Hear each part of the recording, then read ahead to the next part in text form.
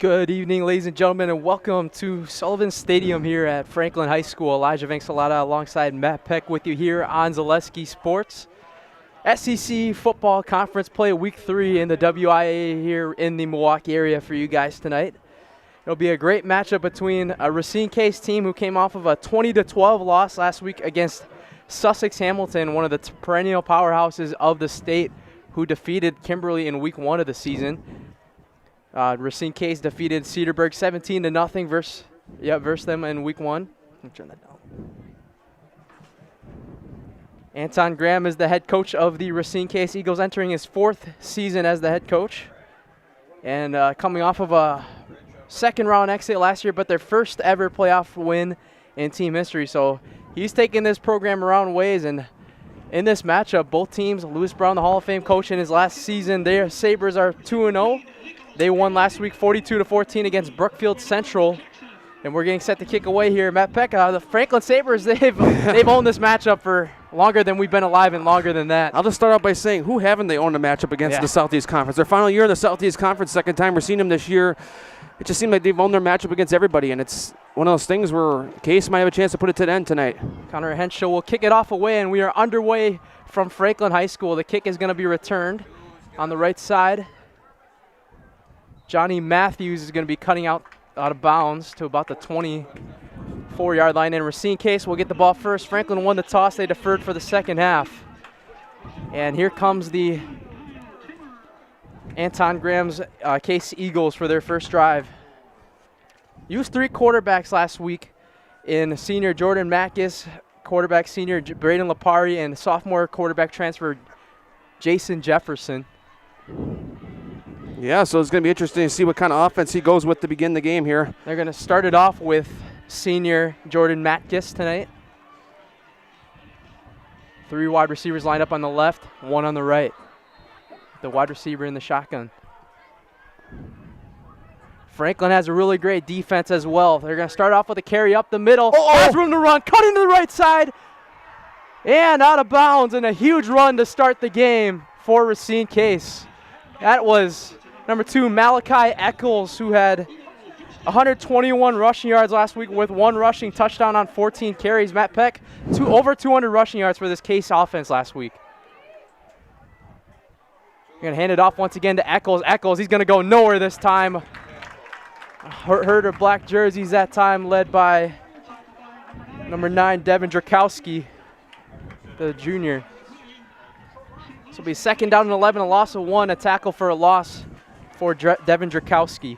You know, that was a big run to start off for Case because they got themselves all the way in Franklin territory right off the bat. I mean, that's exactly something you need to open up with. Open up with a tone, like a kind of an identity, and say, hey, this is how we're going to do things tonight. Just move off right away, and that's what Case did that time right away, right off the bat. They're going to slow it down a little bit here. It looks like Jordan Mackis going over a little bit of the game plan right here on 2nd and long. Haven't passed the ball yet, but we saw last week against Sussex Hamilton, he's got a good arm. We're going to hand it off once again, and he's going to go nowhere, wrapped up again, led by number 7, senior captain Tyler Richter. He had a really fun night week 1 when we had him back on in the network. All the seniors for this Franklin Sabres team have been on their way so far this season. The captains have been really carrying the weight of this team to help everybody do their part. Believe it or not, I believe he got a gain of 1 on that. I think he stayed. Yeah, he gained well, he was 11, so 10. So he got a gain of 1, even though it seemed like he got pushed way back. But the forward momentum kept him with the game of 1. So now 10 yards, I think I'm going past here. Tyler Richter, 18 tackles through his first 2 games. Going to drop back to pass as a man on the right side, caught to Michael Farr, the senior. He's going to have enough room and some more for a first down. That's the guy you got to watch out for there. Michael Tank Farr. He was a highlight house player of the game last year in the playoff game and was the star of the show when the Case Eagles made history and won their first playoff game against Oconomowoc last year. He's going to be the guy to watch out for, number 6 on the top of your screen.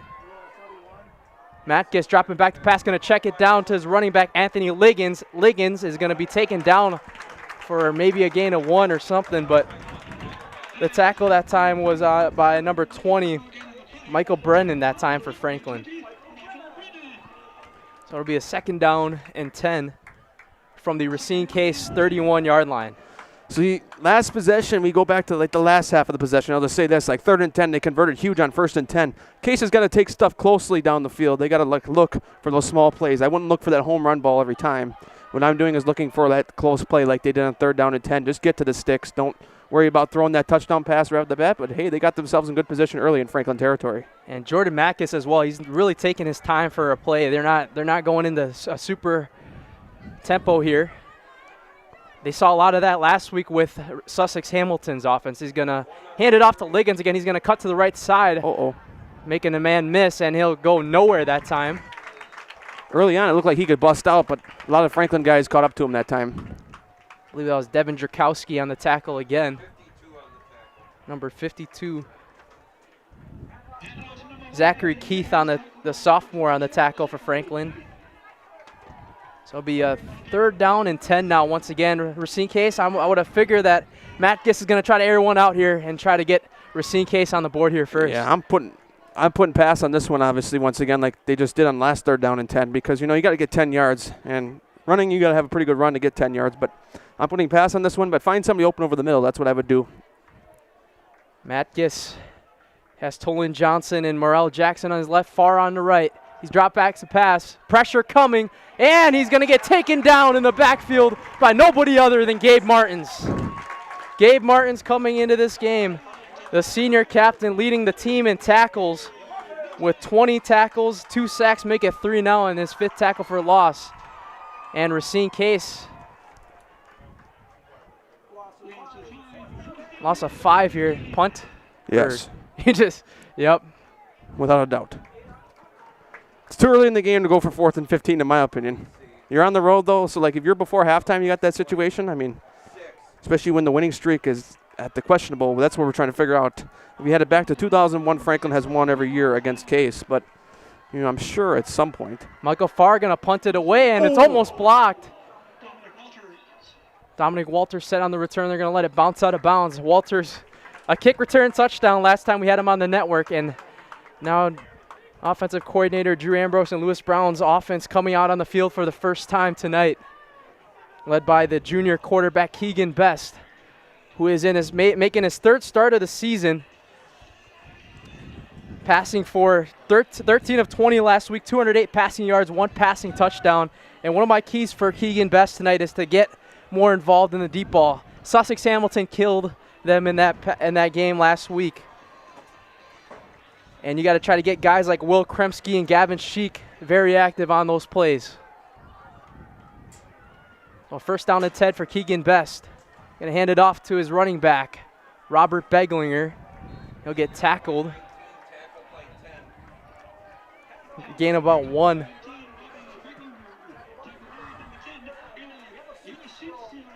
Eric Inocencio on the tackle for Racine Case, the leading tackler on Racine Case's side. So a good stop right there. Case did a really good job stopping the run last week, though, against Sussex Hamilton. That's a really big positive. Best has 3 wide receivers on his left, none on his right, pardon me. And hand it off once again up the middle. Back to Beglinger. Gain of 3 that time. Trevor Martin on the tackle for, I almost said Sussex Hamilton, Racine Case. So a big 3rd down and 7 coming up here. Racine Case's defense, that's been a really big bright spot for their team through the first 2 weeks. Held Cedarburg and Matt McDonald to a shutout week 1, and only held Sussex Hamilton to 20. Best dropping back to pass, has a guy on the left side, tipped and almost picked. Ooh, that was tipped that time by Kyrie Brumby that time, the freshman.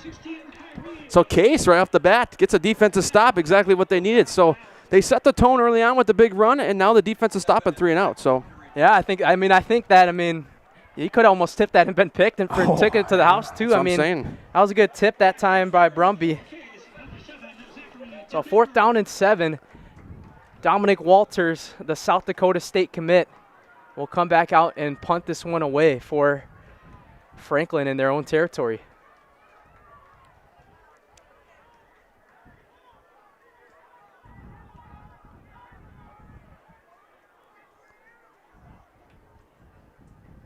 Good snap, and the kick is away. Be fielded around the 40, signaling for a fair catch, and it's off his hands. Oh, recovered by Racine Case, though. That was Zachary DeBaker trying to return it, and that was that was danger zone right there for Racine Case, Matt Peck. Yeah. Sorry the camera fiddled out. I had to move it to the window. So now it'll be a 1st and 10 from the Racine Case 30-yard line, folks. Second drive coming out here. A big run in the first drive from Malachi Eccles, but that was pretty much it for Racine Case Eagles on that first opening drive.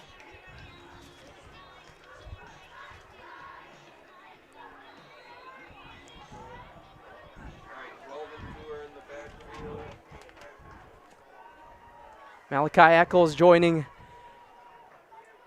Jordan Mackus in the backfield. He's going to run it up. Eccles.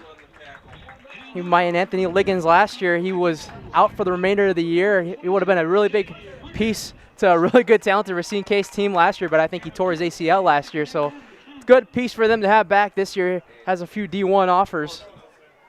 And he could be the X-Factor punch right back that Anton Graham needs for the Racine Case Eagles. So 2nd down and 8 now. 2 yards on the carry for Eccles on the last one. And a check down to Michael Farr. Just wasn't ready that time. A little bit underthrown that time by Matkiss.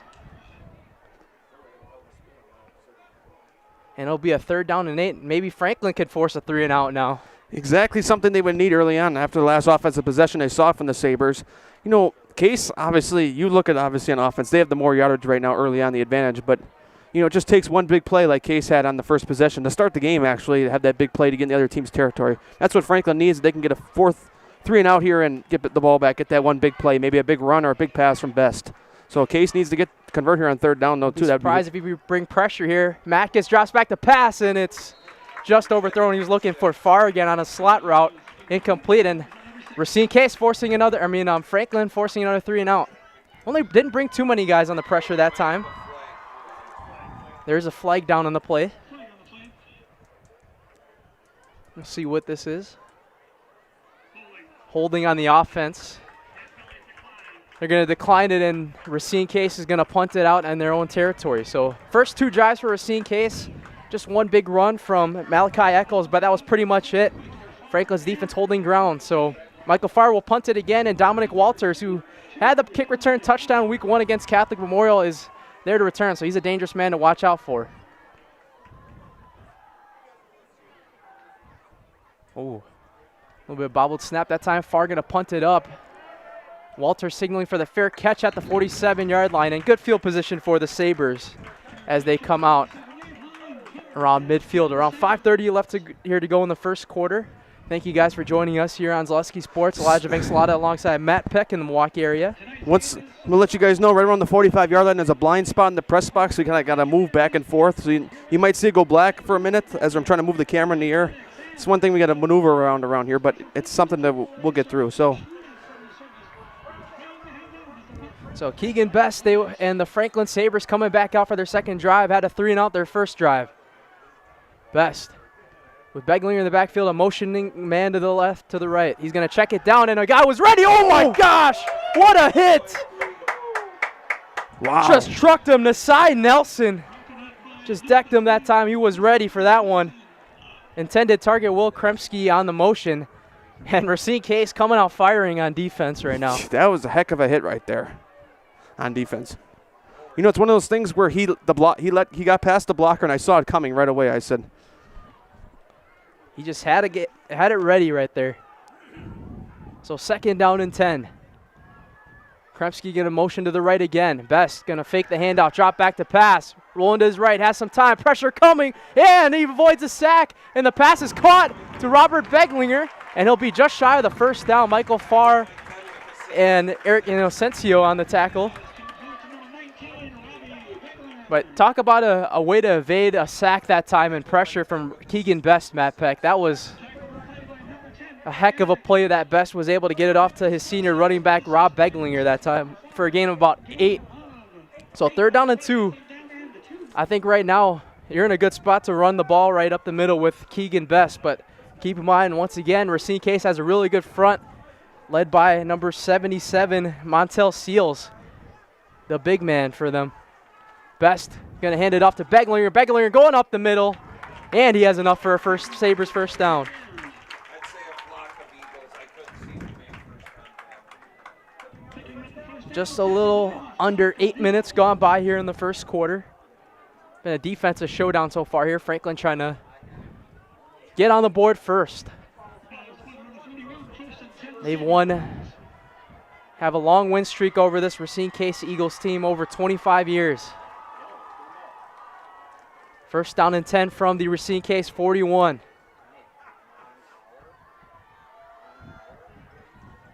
And hand it off up the middle again to Beglinger, and Beglinger, Case reading the defense really well. Beglinger only going to get about 2 to 3 yards on the play.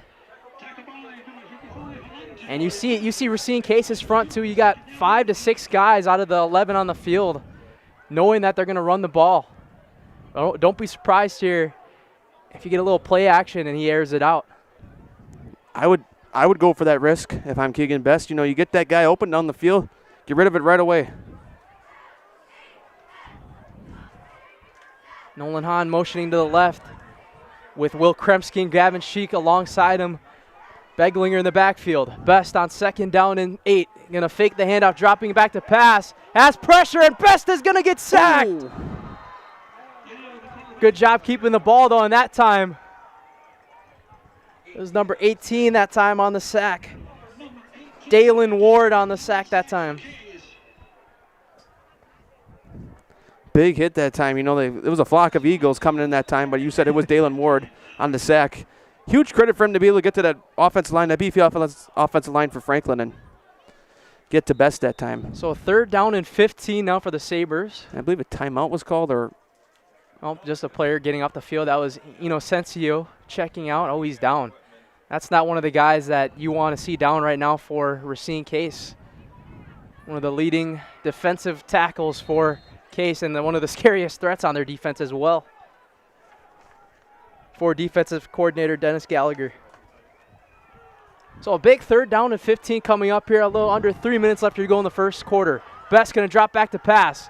Going to air it out to the right side, and the pass is incomplete. Looking for his man Nolan Hahn that time.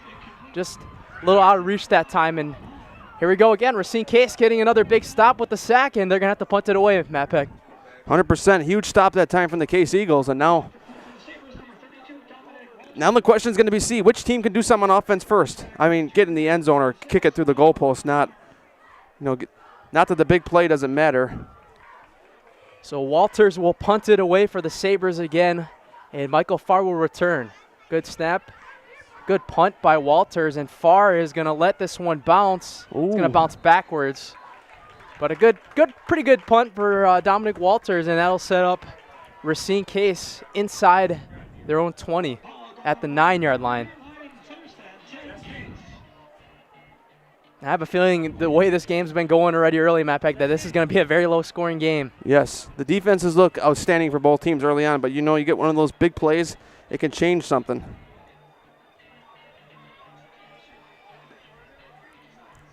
So Jordan Matkiss and the Racine Case offense right back on the field. They're going to have to go 91 yards down the field if they want to get a touchdown.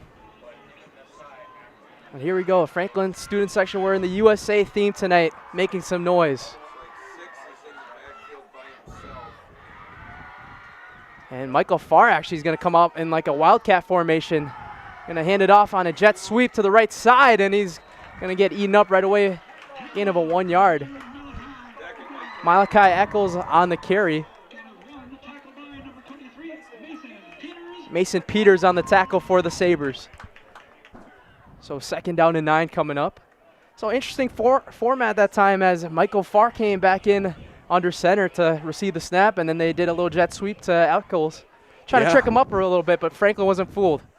Franklin, got a Hall of Fame coach like Lewis Brown. Franklin might have seen that play in film already.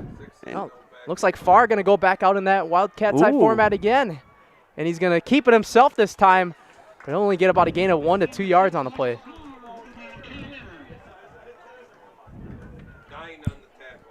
Number 9, Devin Drakowski on the tackle.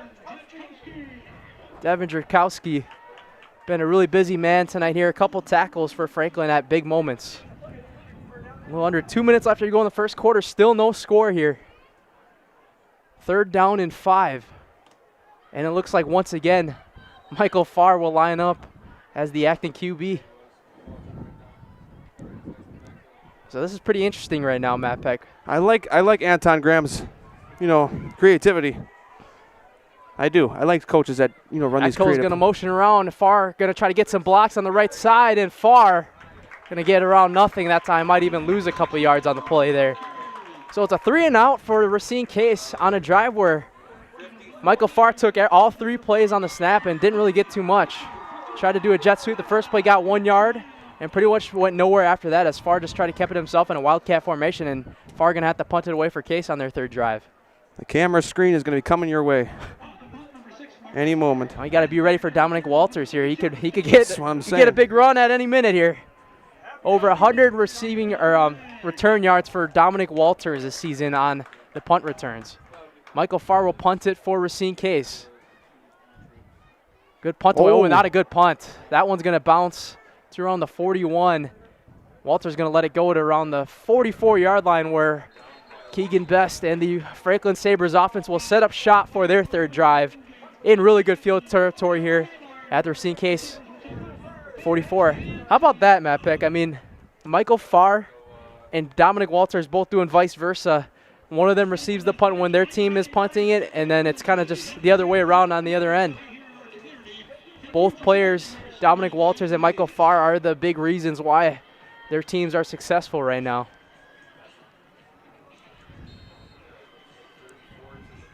Dylan Hurling will line up in the backfield with Best here. Had 3 rushing touchdowns last week for the Sabres. 2 receivers on the left. Best on 1st and 10, going to hand it off to Hurling. Hurling going to cut to his left and get about a yard or 2 on the play.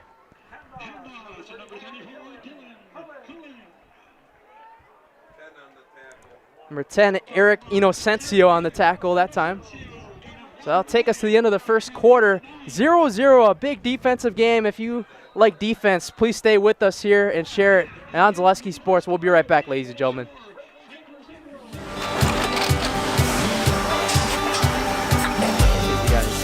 Good day. My name is Ken Hyman, and welcome to Nasonville Dairy here in central Wisconsin, Marshfield, Wisconsin, as a matter of fact. We make a lot of different cheeses. We make cheddar, Colby, Monterey, Farmer's Cheese, Pizza Cheese, Quesa Blanca, Quesa de Freer, Seco, Parm, Romano, Asiago, Fontina, Feta Caseri, Caflateri, Cafla Graviera, 20 different flavors of Monterey, as well as making Edam, Gouda, and Munster. And the cheese be with you.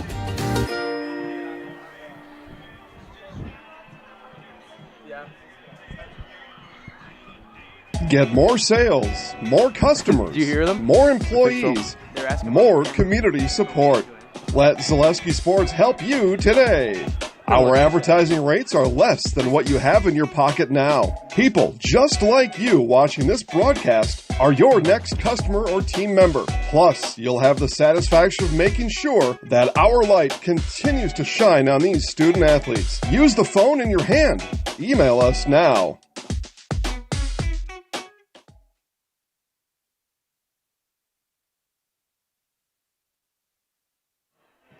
Back here on Zaleski Sports in the Milwaukee area for Week 3 WIAA football on Zaleski Sports. Elijah Vanksalata alongside Matt Peck here for an SEC opener between Racine Case and Franklin. A big defensive first quarter. If you're just joining us, they're going to hand it off to Hurling. And Hurling going to get met up at the line of scrimmage that time. Ladies and gentlemen, sometimes the camera might be blurry. For half the field, we have to shoot out of a window because the windows do not go out. Just pretty much no way around it, so that's why half the field is blurry and half the field is clear like this. So I guess that's the reason why we trade end zones at one point. Yep. So 3rd down and 8 here. The tackle on that last play was made by Kyrie Brumby. Big 3rd down here for Franklin. 3 wide receivers on the right. Kremski motioning. Best going to drop to the right. Trying to pass it. Oh, he has a man wide open. Pass is caught down the field. 5 diving in the end zone. And just short of a touchdown that time on the catch. That was caught by number 6. Nolan Hahn on the catch that time. Just a beautiful rollout by Best, and Nolan Hahn was able to get the first down that time. And Franklin will set up in first and goal territory at their 2, at the Case 2.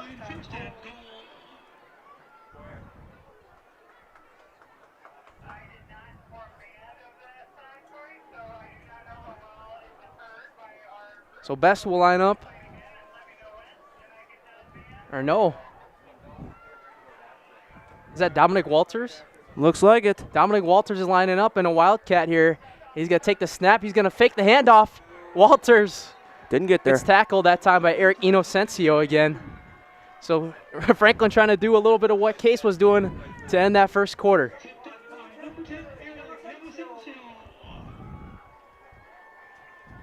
I think he lost 1 yard on the play, so it'll be second and goal from the 3.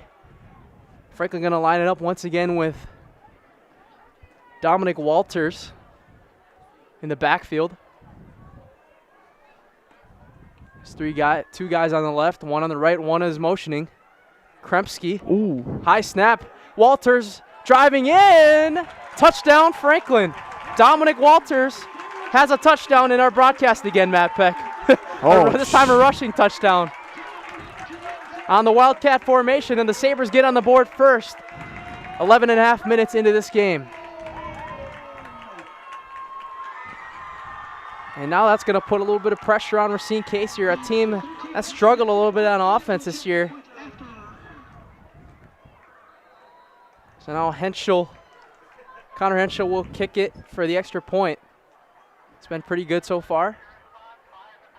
Snap and hold is good, and the kick is up, and that is good as well. So a 3-yard rushing touchdown on the Wildcat for Dominic Walters. We'll head to a game break here. 10:29 left to go on Zaleski Sports.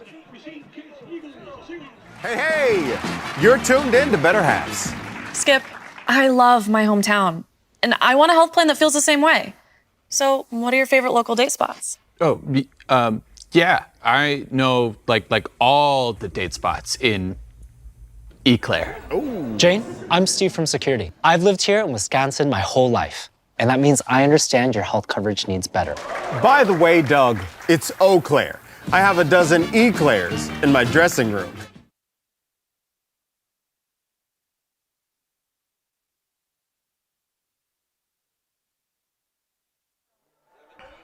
Back here on Zaleski Sports, Elijah Vincelada alongside Matt Peck in the Milwaukee area. 7-0 Franklin Sabres lead on Racine Case via the Wildcat formation, 3-yard rushing touchdown from Dominic Walters, who's been all over the place for the Franklin Sabres in a very good way. Yeah. You know, you name it. They could put him in that situation. They could put him as a punter, the kick returner, they can put him and in the safety, importantly. They can put him in the everything position. He's the Shohei Ohtani of Walters. It's also Dominic Walters' birthday, so this is definitely a big treat so far for him to get a touchdown. Has a big tackle that time on the kick return.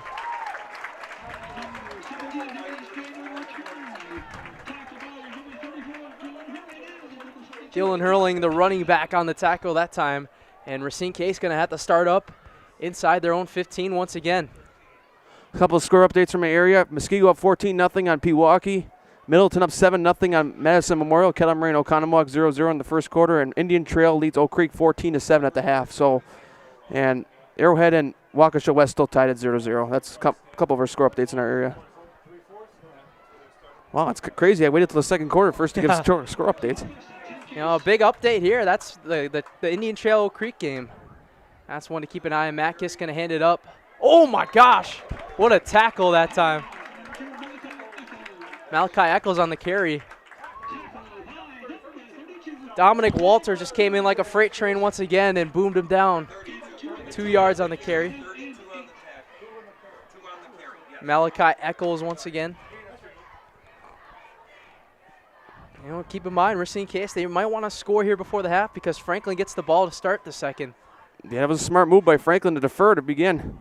You have faith in your defense early on to start the tone. Oh, the ball's tipped. Tipped by number 42, Gabe Martins. It's been the Gabe Martins and Dominic Walters show here so far on defense for Franklin. A little bit of a tip drill that time. That could have, there's a guy in the area that could have been picked. So a big third down coming up here. 3rd down and 8 with 9:46 left here to go in the first half. Yeah, Franklin, they're going to want to get a big stop here. Case, I think you're in really big need of a first down here, obviously, after Franklin just scored in the last possession. Matkiss dropping back to pass. He's going to have a man, and it's going to be broken up that time, intended for far. Dominic Walters again, the birthday boy, just continues to gain that momentum and have takeover mode right after that play. What can he do, Matt Peck?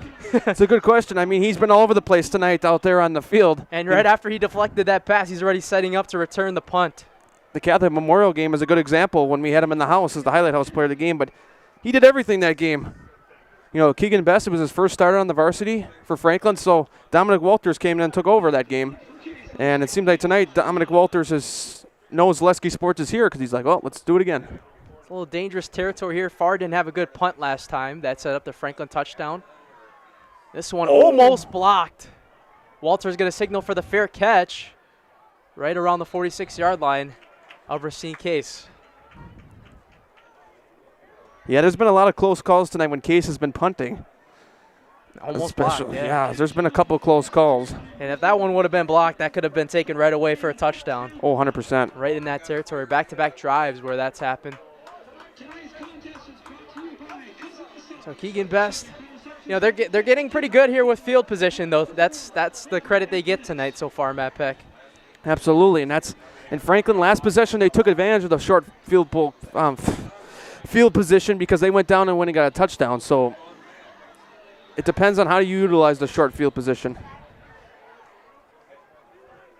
Best in the backfield, a couple mans trying to rush. Beglinger on the carry. Inocencio trying to pull him down. He's going to get a gain of about 6 to 7 yards on the play. Tyree Brumby on the tackle. Had Beglinger as well. So a nice 7-yard run that time from Beglinger. We've seen Beglinger take over those shoes, kind of like what we saw from Terrence Shelton just 2 years ago. He used to, come out there. And Terrence Shelton, speaking of him, he's made some couple appearances already with Buffalo this year. He played against Minnesota last week. Beglinger going to get the carry again, diving forward. That should be enough for a first down. Yes, it will be a first down. I want to shout out the chain gang as well. Rick Gowen and head coach of the varsity baseball team, Steve Drobot. They came Talked up with them before the game. They came up to us before the game. They said, mention us, shook our hands. We're the best chain game in the game. I'm like, all right. Always. Is that holding? Looks like it. Holding on Franklin, so they'll move 10 yards back. Huge break right there for Racine Case. So it'll be 2nd and 13 instead now. 2nd down and 13.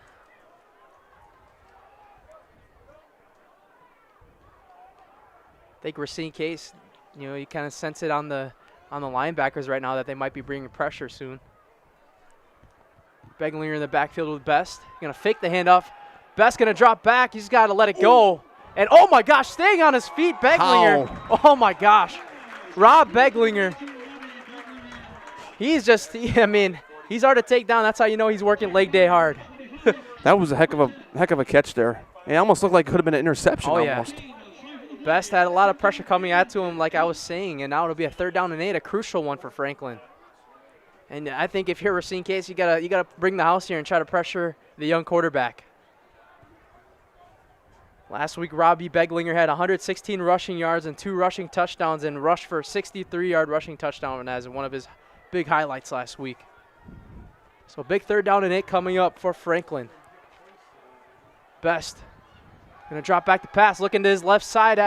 Has a couple guys, pressure coming, and Best is going to get sacked again. Number 45 on the sack that time. It's Trevor Martin on the tackle that sack that time. And this defensive front, a couple sacks for Racine Case. Keeping this a 1-score game, Matt Peck. How about that Case front? A couple times tonight, they've really impressed me just coming in on Best and really giving pressure on the young quarterback. He's still in his only 3rd game of the season, so he's going to take time still to develop, but Case is doing a good job here. Walters will punt it. Farr lining up for the return. Farr is going to let that one bounce, and he'll return it now. He's going to cut to the right side. Farr's got speed. He's got room. Farr cutting to the right at the 20, and he's still on his feet. Farr spinning like a ballerina and gets all the way down to the 30-yard line. And Michael Farr, he's got a lot of talent, and he showed it right there, Matt Peck. Yeah, 100%. He kind of like just took off from there, you know. He went through the box, came out, and we thought for sure he was going to be down, and before you know it, he's still on his feet. That's something a good athlete has, and Michael Farr has proven that to us even during last year's games in the playoffs and the Oak Creek Racine Case game last year. He was mentioned. Even in basketball. Yes, even on Jake Burse's basketball team over there too.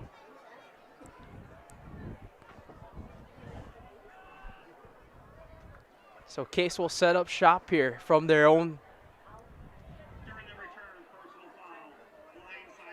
Blindside block on Case, and that's going to move him back. That's a huge, huge penalty right there. And once again, Racine Case going to set up inside their own 20 again at the 15-yard line. Yeah, it's first and 10 for Case. So they're going to have a long way to go once again. They kind of started out like a 94, had to go a 94-yard drive last time. So Matt Gist going to hand it off up the middle, spinning his way, getting a couple yards that time. Anthony Liggins, the senior, on the carry that time. Was out for most of last year with a torn ACL, returning this year. Big lift for Anton Graham's squad. So Second down and 2 now. 8-yard gain for Liggins. Ladies and gentlemen, upcoming schedule real quick. McWanago to Conomowoc next week is where we'll be heading in. Week 5, Oak Creek at Franklin. That one is subject to change depending on what the final score of the Oak Creek game ends up being. Liggins cutting around, making a couple guys miss, and picks up the first down. Oh, pardon me, that's Malachi Eccles on the carry that time. Number 7, Tyler Richter, the senior captain, on the tackle for the Sabres. So first down and 10 for the Sabres, for the Case Eagles at their own 31-yard line. They have yet to get down into Franklin territory tonight, other than that first drive after that big run from Eccles. 2 wide receivers line up on the left and 1 on the right.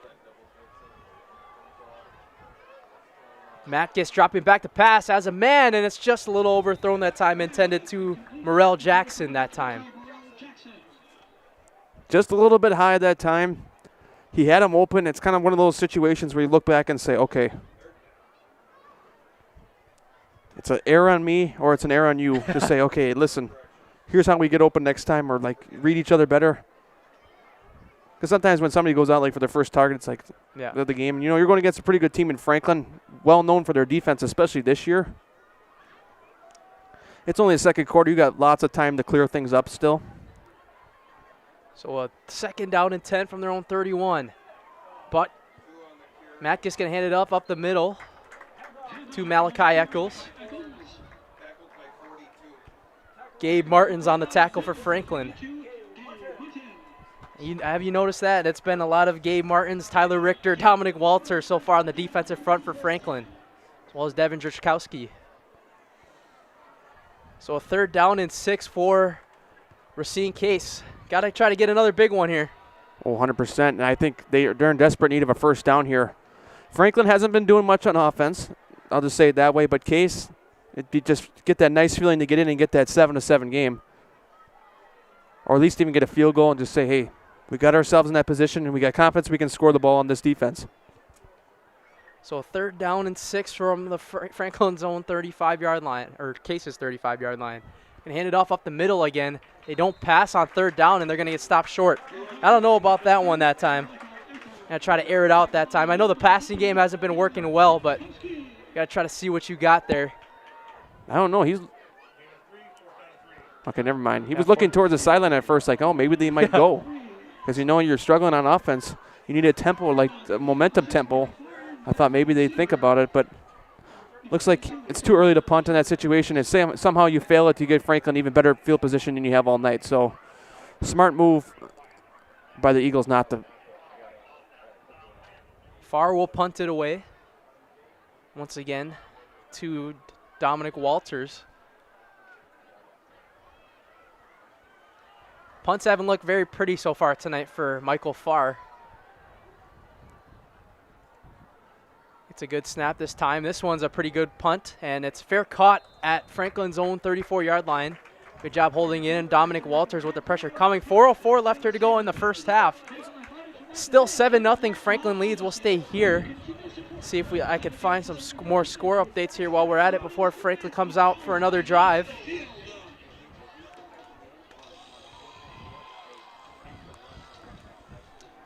Oak Creek has taken a 21-14 lead on Indian Trail. A little bit of a scare upset alert possibly going in there as Waukesha West is tied with Arrowhead 7-7 in the second quarter. Wow. That's a pretty big score. Badger up 14-3 on Westosha Central. And Muskego up 28-0 on Pewaukee now. It seems like Ken Krause's squad has really moved back to their old ways of really good football right after a week 1 loss. Beglinger going to get the handoff. He's got room to run on the right side and cutting out of bounds.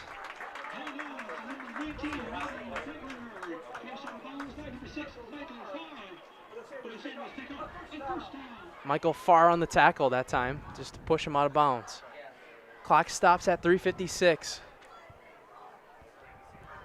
Franklin getting the ball up to their 39-yard line, or 49-yard line now. 13-yard run from Beglinger on the last play.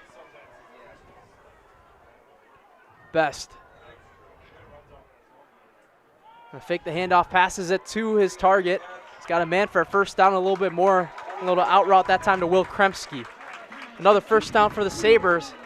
And how about this? If Franklin can get a touchdown here right before half, that is huge, assuming that they deferred for the second half. And especially if they could get that momentum into the half as well. So Franklin, 15-yard gain on that last pass. Best. And hand it off to Beglinger. Trick play. End around route. Sheik, he can run fast. He's got room. And he runs out of bounds at the 11. But a good handoff that time. Best to Beglinger to Sheik. And Gavin Sheik, one of the fastest guys in the state at wide receiver and one of the top wide receivers in the 2028 class. The rising sophomore. But we do have... Is that a flag down? Yeah, we do. Yep, the flag down on the play. It looks like Franklin's going to move back for the time being.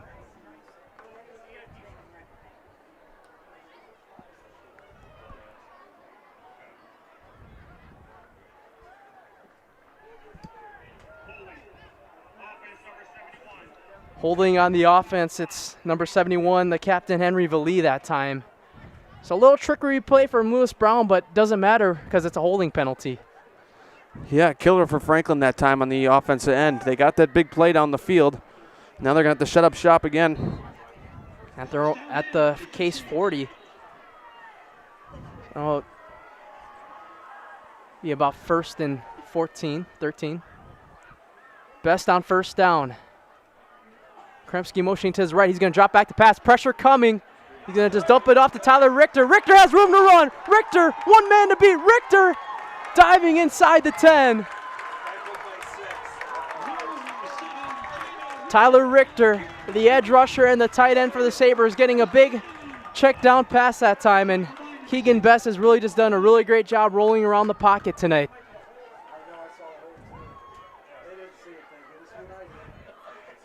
So in the red zone, the Sabres come.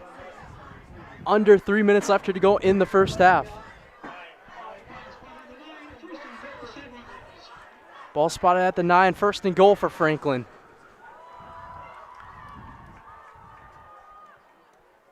Best trying to get some guys to jump offside. The ball fumbled, and Best has just got to fall on it. Smart there. High snap that time. Keegan Best. That was on the center that time. And keep in mind, this is something to keep in mind here. It's key. The chains are down now, so Franklin has to get to the end zone. There's no more getting a first down here. And now that pushed him even more. 2nd down and 20. 2nd and goal from the 20. Yeah, so it pushes them in even more trouble to try to get in that end zone. But take it little chunks here. You got 2 plays to do it now. Well, all I know is Franklin can score here. That's huge because they're burning a lot of clock.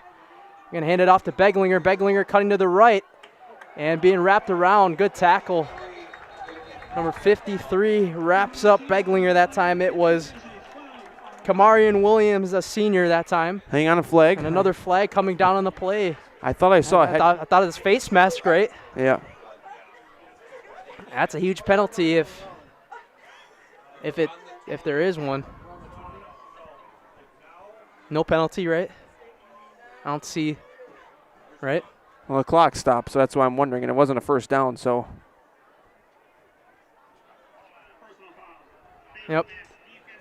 So now right after that high snap, Franklin gets it right back. And they're going to get it inside their own 10-yard line here. It's a personal foul face mask. I saw it right there. Beglinger's so hard to take down that you kind of got to grab his face mask, but you can't do that if you want to try to win this game. And the better part for the Sabres right now, it gives them a first down. Yep, first down from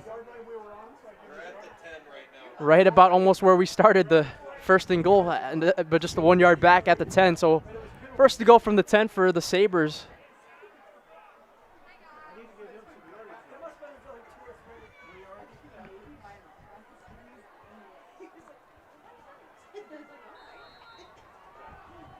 Best in the pistol formation. Rolls to his right, has a man. He's just going to check it down, and what a tackle that time. Walters on the catch. Nelson on the tackle for Racine K. So third down and goal from the 11 now, Matt Peck. This is going to be a huge stop if Racine Case can get it here. 100%, and I think Franklin, Case in the defense of your Case, you're going to be looking for a pass here. And Franklin, they're doing a good job here burning that clock. They don't want Case getting that ball back unless they absolutely score a touchdown here or get some points. So third down and goal once again from the 11. Sheik and Kremski on the left. No wide receivers on the right. Beglinger in the backfield. Has a tight end though, Tyler Richter in the field. Best going to fake the handoff, rolling to his right, just going to check it down to Beglinger, and Beglinger loses the ball. And it's recovered by a lineman. He's going to take it all the way in. I've never seen this before. Touchdown, Franklin. Wow. How do you stat that? Oh, my gosh. Angelo Savasta was able to pick up the fumble for Franklin, and he runs it in for a touchdown. I've never seen that before, Matt Peck, and it's a lineman touchdown. Man. I'm going to ask our stat friend right here. Stan, how would you score that? Okay. 6-yard fumble recovery. You know what, for the memes, I mean, if Franklin wins, get him on. That was something. I don't think we've seen that before. So a touchdown.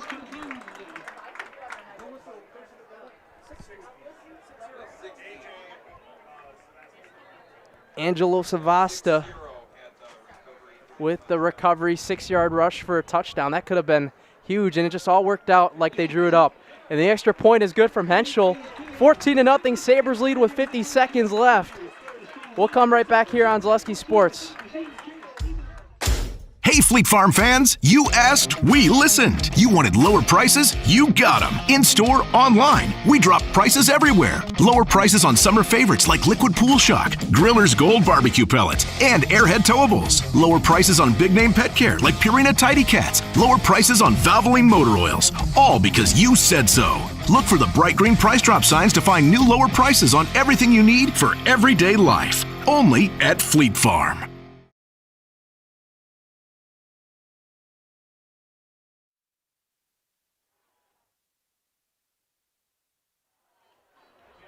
Back here on Zaleski Sports, Elijah Vincelot alongside Matt Peck with you here from Franklin High School in the Milwaukee area. Week 3, SEC Conference Football. 50 seconds left here to go in the first half. We had something that we've never seen on the network before, a fumble from Beglinger at the 6-yard line and a recovery by the offensive lineman Angelo Savasta, who took it all the way in for a touchdown. That was crazy. I'll just say it that way. I mean, some of the stuff you don't see every day. Henschel will kick it away. And it'll be fielded around the 25-yard line. Cutting to the right side, has room to run, and just cuts out of bounds.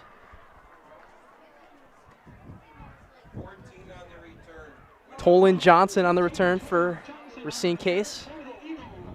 So 45 seconds left to go. All 3 timeouts still for Racine Case. It's almost ideal that you want to try to score here if you're Anton Graham. Oh, yeah. Especially that Franklin gets the ball to start the second half. Yes, I'm running an offense and trying to get down. And, I mean, if you get 3, you get 3. But you just got to get at least some points because it takes your team in the half with 3 points compared to 0. It says, hey, we scored something. We moved the ball in this defense. It gives us momentum for the second half. It gives us something to think about rather than walking in the locker room with 0 on the board. So first down and 10. And they do have 3 timeouts, keep in mind, as well. From the Case 31. He's going to pass it over the middle. Pass is batted. Dominic Walters, great coverage around that time.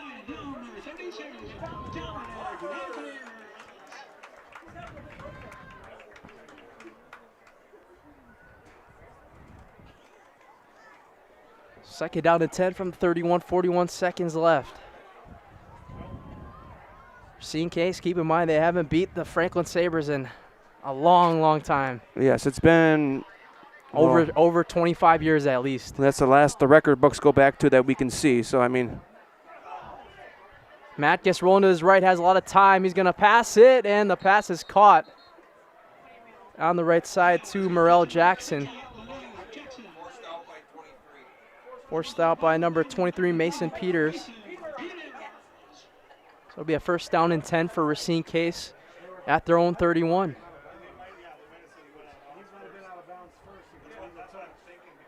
Well, the ref took his hat off, and that pretty much means flag. Or ineligible wide receiver. Yep.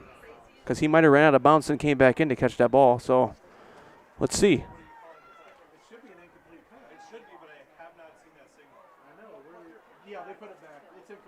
Yeah, they're just going to call incomplete pass that time. So we will go back to second down and 10. Wide receiver was out of bounds. I was wondering with that because I saw the ref's hat come off on the sideline, so I said to myself, it must have been that he went out of bounds. And it looks like that's what ended up being the case. So third down and 10 for Racine Case now. 3 wide receivers on the right, 1 on the left. Got to try to get something here with 33 seconds. Matt gets dropping back to pass, pressured, and he's going to get sacked. Number 8 that time was on the sack. It was Eli Deutsch. And a timeout's going to be taken because the clock just stopped.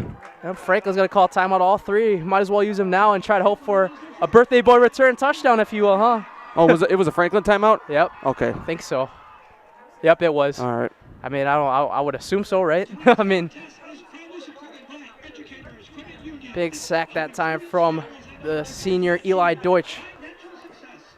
Yeah, nothing going for Racine Case's offense so far tonight.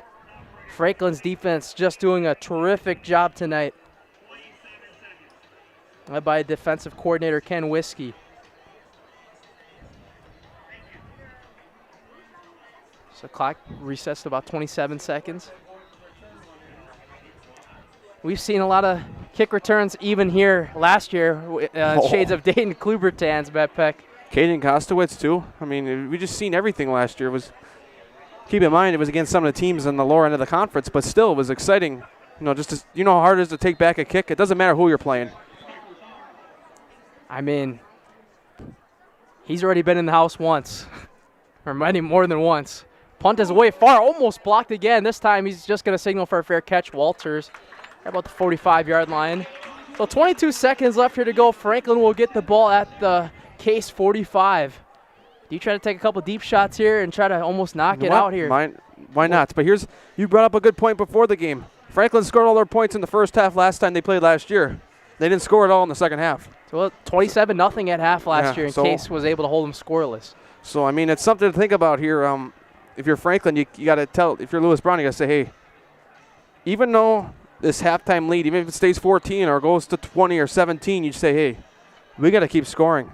Because Case is still a really, really good football team that we're going against here. Keegan Best going to drop back to pass, looking on his left side.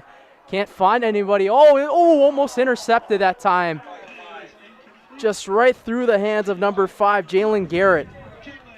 That would have been huge to try to get some sort of momentum back for Case heading into the half. This one right through the hands of Garrett. So second down and 10 from the Case 45 again. What do you do here if you're Franklin and Drew Ambrose? You just take another shot here? I would. You got 14-0 comfortable. I mean, Kind of play with house money here yeah. and take a shot to the end zone. Best has a good arm for it. He is going to drop back the pass. Some pressure coming. He's going to just throw it out to his right side. A pass intended to number 5, Nolan Hahn. You know, honestly, what I would do now, I would just run the ball. Yeah. Because you give Case the ball back because they call a timeout. Although Case has 3 left, so if they really wanted to get a punt, they could call a timeout. But it's 3rd down here, 12 seconds left in the half. Or also you see what you can do here. I mean, the worst comes to worst, too. You don't want to try to chuck up a deep ball here. Yeah, I know and that it's too. picked for a return. Remember what we saw here, what was it, 4 years ago? Well, a fumble return touchdown right before half in a playoff game where Oak Creek played Franklin. Yep, they're just going to run it right on Matt Peck, but Beckler has room to run. Beckler going to cut inside the 30. Case was playing that like a zone right there. They weren't bringing the pressure on the run, and Franklin was able to get the first down easily that time. With 4 seconds left, what do you do here? I tried. Connor Henschel, he's 0 for 1 on the season with field goals that are not extra points. This would be about a 40-something yard field goal. Unless you try once again here for a deep ball. You know, that's what Lewis Brown's the Hall of Fame coach. I'm going to leave him to draw that up. I like to offer my insights here, but, you know, honestly, I would just be safe and kick the field goal because, like you said, you throw it deep, they get an interception, somehow he breaks free, and you got a 7-point game. I mean, it takes a lot to do that, but it's not impossible. Let's just say it that way. It's not impossible. So what I would do is just be safe, kick the field goal. Although a field goal could get blocked, it could be returned. You can't worry about the worst thing in the world happening every time. It won't be a field goal. They're bringing the offense back on the field, so they're going touchdown or nothing here. Yeah, that's right. I don't blame him. You know, I'm doing what you were doing. Lewis Brown, aggressive coach. I don't blame him. So they're going to play a little bit of a zone here. Best. Franklin has one of the best passing attacks in the state. Best going to drop back pass. Has a man. Sheik. He's got it. Touchdown. Sabres to end the half and smack the Case Eagles in the mouth. Oh, my gosh. You can't draw it up any better than that, Matt Peck. Wow. Gavin Sheik on the touchdown that time for the Sabres.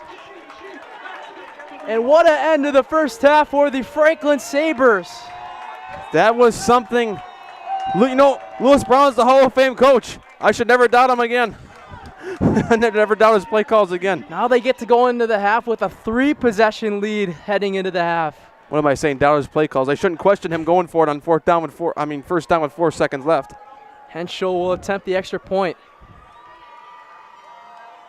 The kick is up, and it is good. 3 for 3 on extra points, and a 30-yard passing touchdown from Keegan Best to Gavin Sheik to put an exclamation point on the first half. 21-0.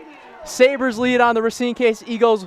We will head to a halftime break and come back with score updates and a recap of the first half on Zaleski Sports. Get more sales, more customers, more employees, more community support. Let Zaleski Sports help you today. Our advertising rates are less than what you have in your pocket now. People just like you watching this broadcast are your next customer or team member. Plus, you'll have the satisfaction of making sure that our light continues to shine on these student athletes. Use the phone in your hand. Email us now. ZaleskiSports.com has leveled up. Go to ZaleskiSports.com and choose your favorite schools for easy navigation. From the homepage, choose your school to see team records, upcoming schedules, and past results. Use the video icon to launch the next broadcast. Use the arrow icon to watch any previous broadcasts. See the full weekly schedule too. Level up at ZaleskiSports.com.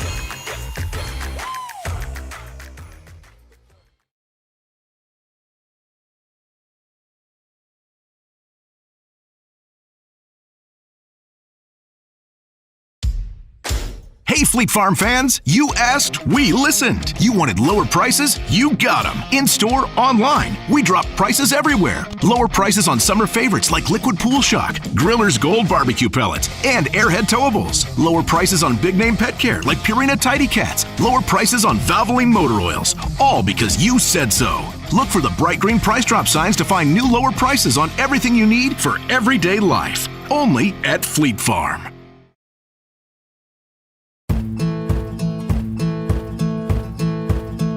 From humble beginnings in 1904, the Wheatrick family has grown grassland dairy products into one of the largest processors of butter in the nation. Based in Greenwood, Wisconsin, the family and its hundreds of employees continue their pursuit of providing high-quality products that can proudly be served in restaurants and homes across America. Hi, I'm Josh Marks, owner of Infinity Exteriors. 9 out of 10 brand new roofs can't pass a simple manufacturer warranty inspection, meaning 9 out of 10 brand new roofs have no warranty. Infinity operates on principles instilled in my Marine Corps service: honor, courage, and commitment. Infinity is meticulous craftsmanship, unbeatable quality, and always at the best price. Infinity buys more, pays less, passing those savings directly to you. We're booking new roofs, siding, and windows. Call today. Get more sales, more customers, more employees, more community support. Let Zaleski Sports help you today.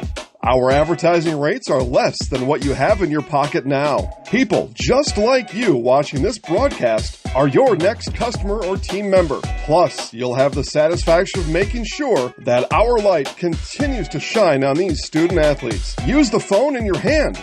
Email us now.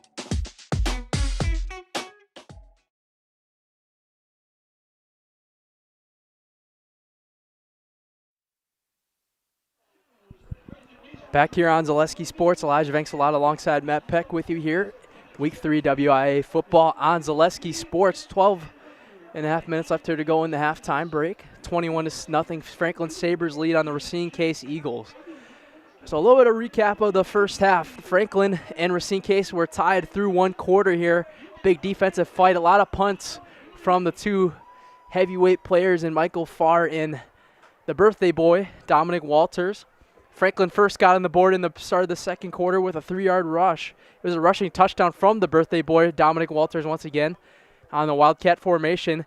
And then on the second scoring drive for the Sabres, the Franklin Sabres had a run to Robert Begler that was fumbled at the 6-yard line, and it was recovered by number 60, Angelo Savasta, the junior offensive lineman, who was able to run it in for 6 heading in to the half. And then the one more touchdown before the half, a 26-yard passing touchdown from Keegan Best to his number 1 target, Gavin Sheik, the sophomore, one of the premier sophomore wide receivers in the state. But that has been all the scoring in the first half. Nothing coming. And another shout-out once again to the Franklin Sabres defense. Man, they've been just all around everything with the pressure on the quarterback of Racine Case, Matkus. See if I can find some score updates here before we head to another game break. If you got anything to, just tap me on the shoulder and let me know.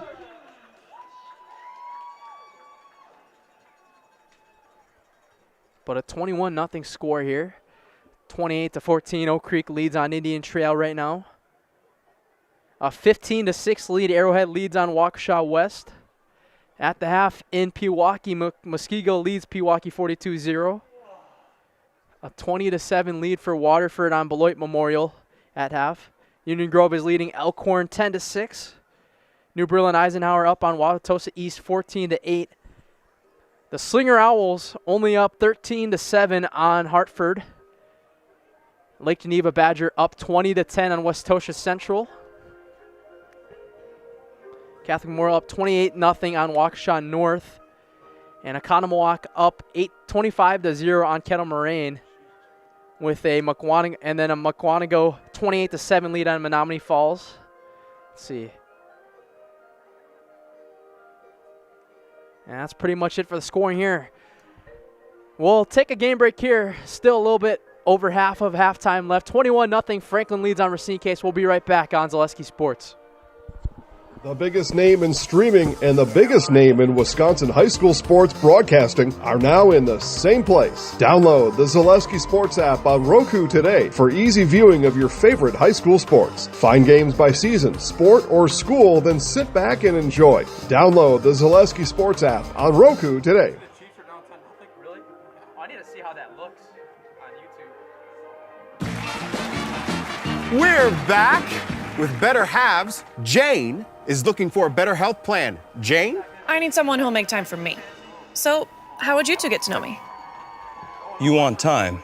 I'll keep you on hold all night long.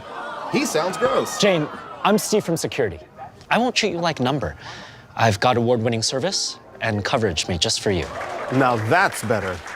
Next up, networks.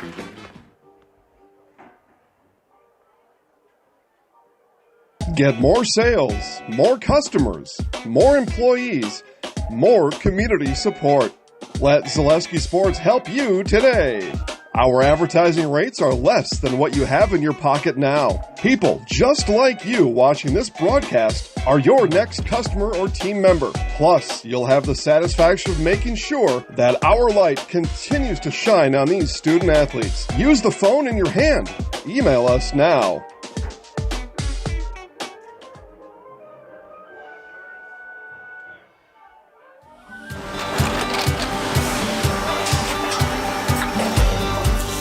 Good day. My name is Ken Hyman, and welcome to Nasonville Dairy here in central Wisconsin, Marshfield, Wisconsin, as a matter of fact. We make a lot of different cheeses. We make cheddar, Colby, Monterey, Farmer's Cheese, Peach Cheese, Quesa Blanca, Quesa de Fir, Seco, Parm, Romano, Asiago, Fontina, Feta Caseri, Caflateri, Cafla Graviera, 20 different flavors of Monterey, as well as making Edam, Gouda, and Munster. And the cheese be with you.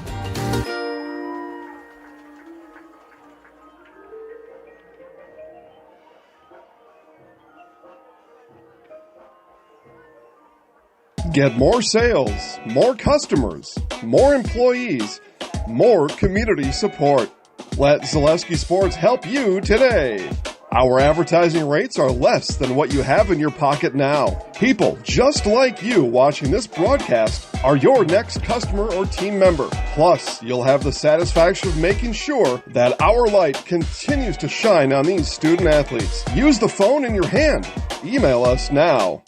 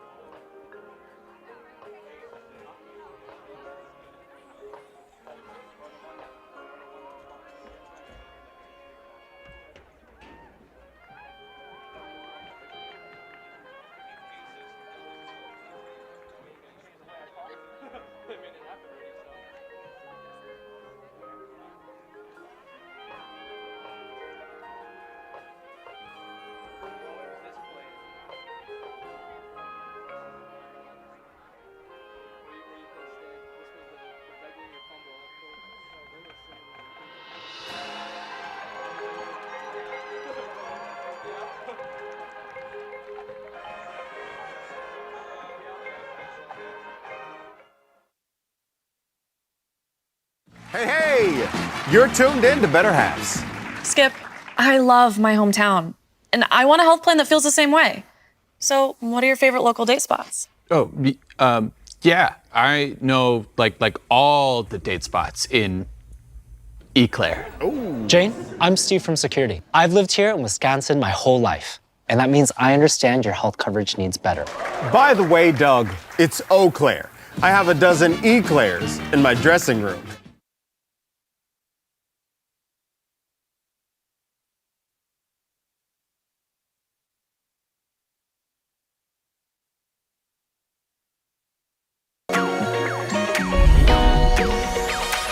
At Ridgestop Exteriors, we're more than your average home improvement company. We're your neighbors, and for over 20 years, we've been trusted and proudly serving right here in your community.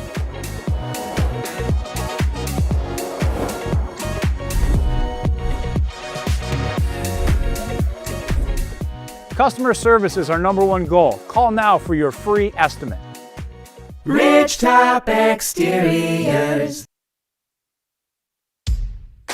Hey, Fleet Farm fans, you asked, we listened. You wanted lower prices? You got them. In-store, online. We drop prices everywhere. Lower prices on summer favorites like Liquid Pool Shock, Griller's Gold Barbecue Pellets, and Airhead Towables. Lower prices on big-name pet care like Purina Tidy Cats. Lower prices on Valvoline motor oils. All because you said so. Look for the bright green price drop signs to find new lower prices on everything you need for everyday life. Only at Fleet Farm. Get more sales, more customers, more employees, more community support. Let Zaleski Sports help you today. Our advertising rates are less than what you have in your pocket now. People just like you watching this broadcast are your next customer or team member. Plus, you'll have the satisfaction of making sure that our light continues to shine on these student athletes. Use the phone in your hand. Email us now. ZaleskiSports.com has leveled up. Go to ZaleskiSports.com and choose your favorite schools for easy navigation. From the homepage, choose your school to see team records, upcoming schedules, and past results. Use the video icon to launch the next broadcast. Use the arrow icon to watch any previous broadcast. See the full weekly schedule too. Level up at ZaleskiSports.com.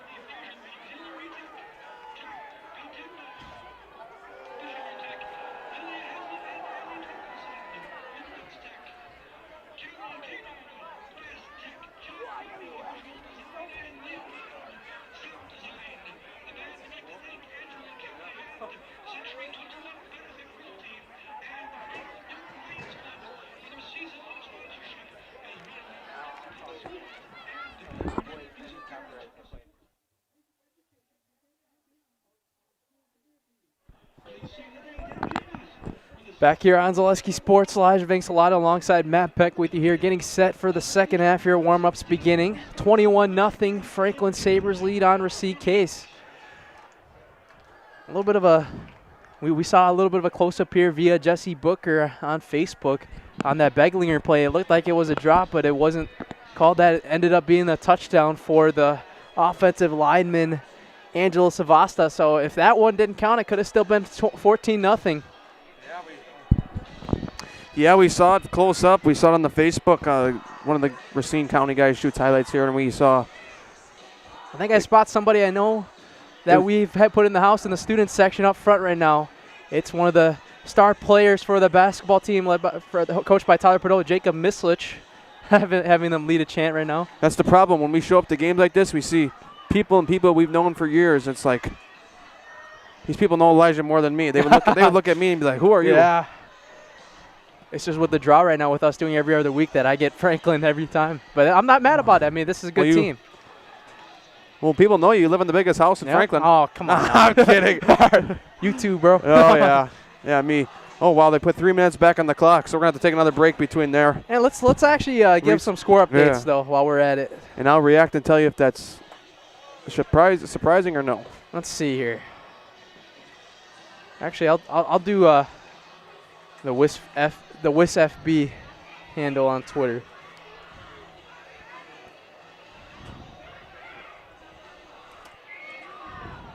So at halftime, Arrowhead leads Waukesha West 15-6 at half. Waukesha West to receive the second half kick. Oh my goodness, Matt Peck. What? You ready? You got to be ready for this score update. I'm standing. Are you ready Let for me it? sit. Let me sit. The Brookfield East Brookfield East Spartans are leading the Sussex Hamilton Chargers 14-7 at halftime. Woo! Brookfield East, we wanted to get them on. Oh. You know, they win that game, they might be flexed on our slate. Woo. We got plenty of open weeks coming on. That's a shocker. We might have week 5 open. Well, we have week 6 open. We have week 8 open. And we have week 9 open. So. And that was, I mean, Brookfield East, they blew out 2 Madison area teams. I think it was East and West that they played. And we thought coming into the game against Hamilton for them, it would have been, I mean, the way Hamilton's looked the first 2 weeks, you can't lie about that. I mean. Yeah, I called the AD at Brookfield East, Ben Westfall. I said, hey, can we come do Central versus East? We know we got Oak Creek Franklin. We got these rivalries on. Let's see. Can we come get East versus Central? He goes, my 24 beat you. I'm like, oh, man. What can we do? They beat us all the time, it seems like. They're emailing in February for games. Well, they don't do playoffs, so. Yeah, that's true. Well, for them to do playoffs, it would cost like $1,500 a game, so. Because it's a whole production, so I guess I could kind of see, especially if the viewership's not there. So, yeah, it's going to be interesting to see what Racine Case does out of this half because, you know, they got to quickly score what I need out of them. Well, I should say what they would need out of themselves is a 3-and-out for sure to start the half and then come down and get a touchdown. They kind of like set the tone. I do think if Franklin could score here to start the second half, that could ultimately be the dagger the way Case has been moving the ball in the first half. I mean, Case's offense has been a little bit of a struggle this year. I mean, they won and had a really great defensive game against Cedarburg, but only had 17. Last week they had another challenging matchup against Sussex Hamilton, and now they come here and play arguably the best team in the conference in the Sabres, and a team that they haven't beaten in decades. Yeah, we didn't get the date on the last time they beat Case beat Franklin. If it even happened, I don't know. But Swiss Sports was invented in 2002. Max Preps was invented in 2004. Neither one have record of Case beating Franklin. So it might have happened in the 90s or 80s, but it didn't happen in the 2000s. So, but Case, we were talking about last year, Case held them scoreless in the second half. And if Case can put some points together, we could see how that ends up. But it's definitely less than how much of a deficit it was last year too. So that's a big positive for the Racine Case Eagles. You just think of it this way: don't allow the Hail Mary to happen. It's 14-0. But if they call it an incomplete pass down there, like it was 7-0. So I mean, there's 2 things right there that changed the game a little bit. The Hail Mary was in Case's control. The one being called a touchdown on a fumble, not really. I mean, that's kind of on a referee spot there. But the one obviously touchdown end of half, that was, Franklin just drew up a good play there and got somebody open in the end zone. So. And this is what makes Franklin so good, too, every year and out. They got a Hall of Fame coach in Lewis Brown, and they make you pay for your mistakes every time. Oh, 100%. All right, set to begin the second half here now. Got a final score update in the SEC. The Oak Creek Knights knock off Indian Trail 35-14. That game just went final. In the tentative schedule is we'll have Franklin versus Oak Creek right now for week 5. That one's going to stay extremely tentative, depending on what happens next week. If there's... Yeah, we'll stay tuned. Yeah.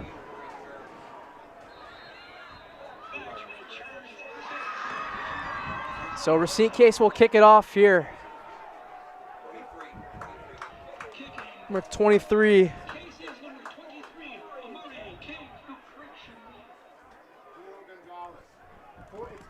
Gonzalez kicking it off.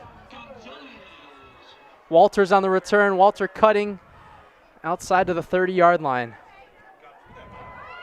And some more. The birthday boy with the birthday push that time. Dominic Walters, big X factor on offense and defense in the first half. Keegan Best will come out for the second half. 8 for 13 passing in the first half with 130 passing yards and a passing touchdown for Keegan Best, the junior, making his 3rd career start on varsity. What do you assess of his start so far, Matt Peck? I'm going to talk about Case on defense first. You need to, I think, the young quarterback settled on a little bit more than you probably wanted him to, if you're Case's defense, but what I think you need to start doing is bring a little bit of pressure, make him panic, make him try to throw an interception or something like that. Force turnovers.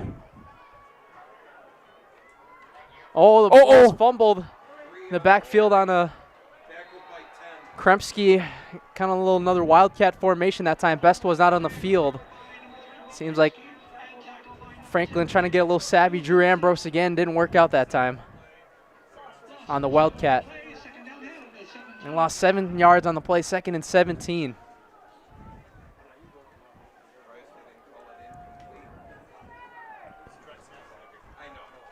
So now Keegan Best will enter the field on a 2nd down and 17. 3 wide receivers on the right with Beglinger in the backfield. Best going to hand it off to Beglinger. Right up the middle. Get a gain of about 5 yards on the play. Set up 3rd down and 13.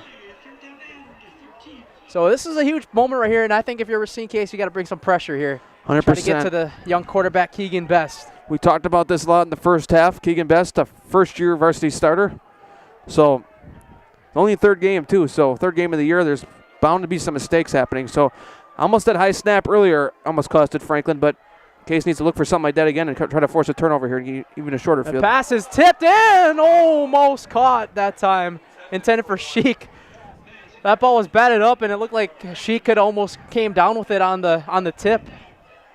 And there was nobody else around there, but good good stop right here for Franklin to open up the second, Racine Case to start the second half. Yeah, that's exactly what I talked about at the half, very end of the half. You need to come out and force a 3 and out on defense, and that's exactly what Racine Case did that time. Now the most important part right now here, it's been rough, tough sledding right now on offense for Racine Case. Got to try to get on the board now. Walters will punt again with Michael Farr trying to return. Good snap and a good kick. This one's going to bounce and keep bouncing inside the Racine Case 27 out to the 26-yard line. And Racine Case's offense will set up shop. And Anton Graham's squad will come back out. Let's see. They did switch quarterbacks in the second half last game. It was Braden Lapari last time, but we'll see what Racine Case runs with here if they keep Jordan Matkis out on the field here. Obviously, Case is just looking for something positive on offense right now.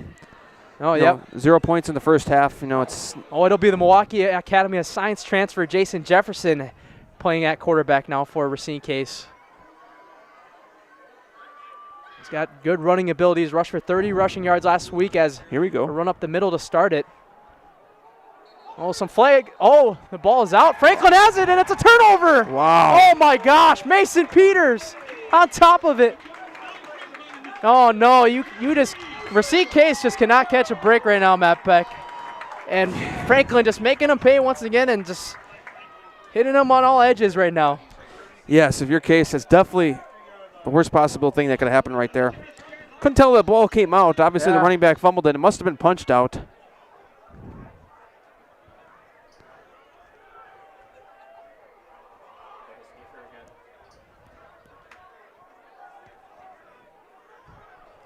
So now Franklin, they're going to enter that Wildcat again with Will Kremski getting it. He'll take it himself, rolling to the left side. Just being wrapped all around that time by Eric Inocencio.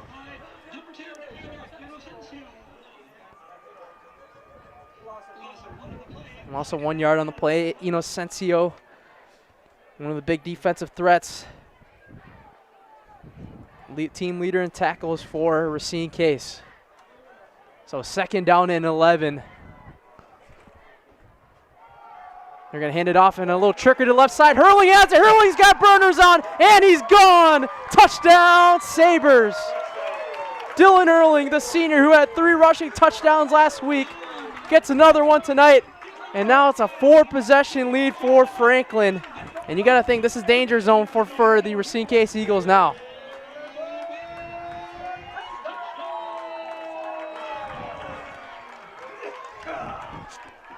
Yeah, Hurling right there. Sorry, got a little cut off at the end there.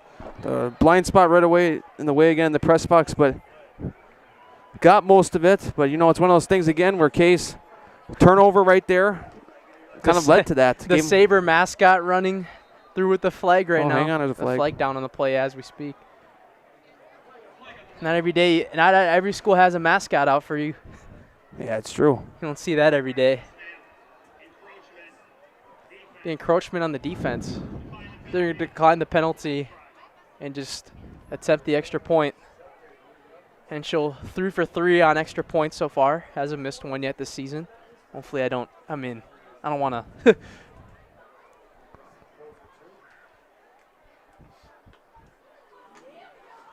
Henschel's kick is up, and it's good. 28-0, Franklin leads, setting a statement in their last season in the SEC Conference. 28-0 lead. We'll head to a game break and be right back.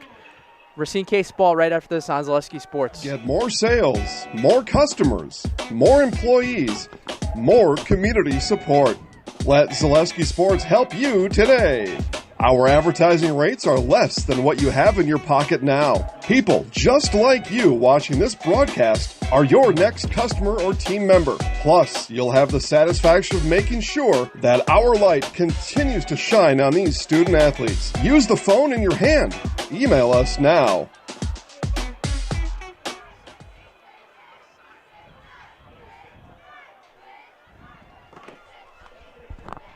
Back here on Zaleski Sports, a 28-0 Franklin Sabres lead on Racine Case. Elijah Vinks-Salado alongside Matt Peck with you for Week 3 WIAA football in the Milwaukee metro area. It was a 20. Hold on, that's it.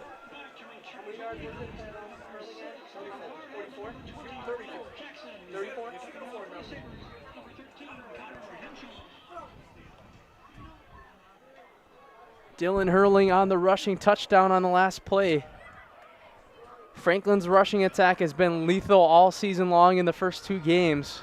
They rushed for over 200 yards as a team last week. As Racine Case will receive it here.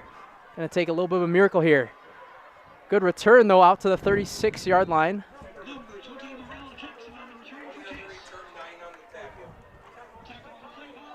Morel Jackson on the return. And Devin Drakowski on the tackle for the Franklin Sabres. He's been busy all night tackling guys all around, Devin Drakowski. So now they're in that possession now if you're Racine Case where you have to score now. Otherwise, 100%. This game's pretty much all she wrote. And if Franklin scores again, we are in running clock territory. Yep. So something to think about. I think all that momentum shifted back to Franklin's side when Beglinger had that fumble and the recovery from the offensive lineman Angelo Savasta for the return for the touchdown. Hands off up the middle, Jefferson.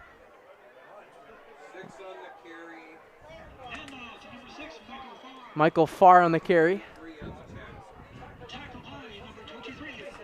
Mason Peters on the tackle, the guy who had the fumble recovery to set up the Franklin touchdown in great field position. Franklin just playing all around good ball. Everybody's been contributing for this team so far tonight.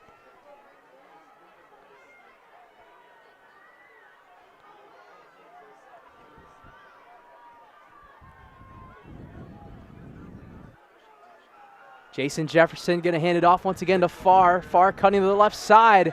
And a really great tackle that time from Devin Drakowski again. He's been all over the place tonight for the Sabres. Yeah, it just seems like he's... Shout out to his brother Dylan Drakowski, who was a big basketball and football player here. Known him as a friend over the years. Little brother doing a really great job early on tonight in week 3. Just impressive how Franklin's defense has come out again tonight. We saw them in that Catholic Memorial game. They were really good. Last week against Brookfield Central was a struggle on the offense until the second half, but Franklin's defense held them in there again. So Jefferson going to hand it off to Farr, and he's just going to get eaten up by Tyler Richter in the backfield. I think it's going to be just enough for a first down. Yep. Only needed 2 yards on the play. Racine Case just going a little bit slow here, taking it easy. Farr lined up earlier as the wide receiver. Now he's lining up in the second half, starting this drive as a running back.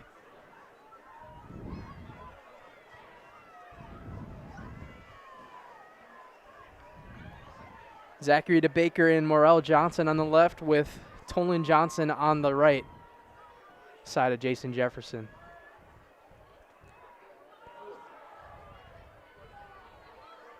Jefferson gonna hand it off again to Farr. And Farr just gonna get eaten up at the line of scrimmage by a herd of Sabres once again. Tackled by number 95, Justin Woods. The 5'10", 263-pound senior defensive lineman. Get a gain about 2 on the play. Franklin's been underrated at any part of this game. Even their D-line has been a big factor tonight. I don't know what the Franklin student section is booing.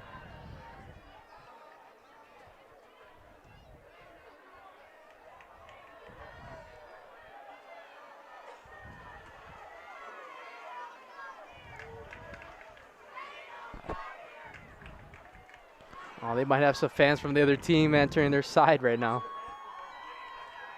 So Jefferson will roll back the pass. That's pass interference, yeah. A little bit of a grab that time from Walters. Intended target from Tolan Johnson. He just pulled him down that time. And Racine Case, they'll get an extra 15 yards out of that.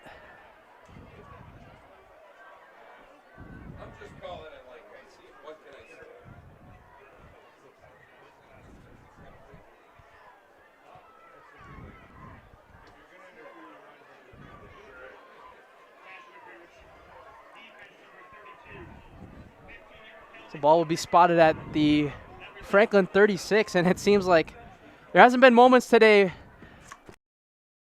Sorry about that, guys. Just a little bit of a camera malfunction. We'll get that back real quick. But the ball will be right back on the 34-yard line of Racine Case.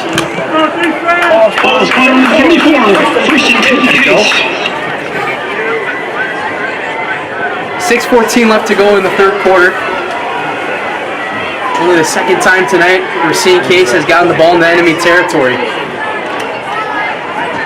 Jefferson gonna pitch it over to Michael Farr. Farr, penalty. Flag down on the play. Number 6, Walks on the right side. Tackle by number 32, Dominic Walters. Dominic Walters on the tackle, but we'll see what the flag is. Because 20 was in forward motion at the snap. It's probably going to be illegal motion.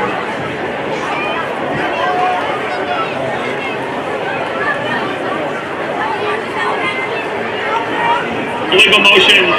Number 20 was moving forward at the snap. Illegal motion on Morel Jackson when he was moving on the snap. That'll move Racine Case back 5 yards behind the line of scrimmage. It'll be first and 15 now from the Franklin 39.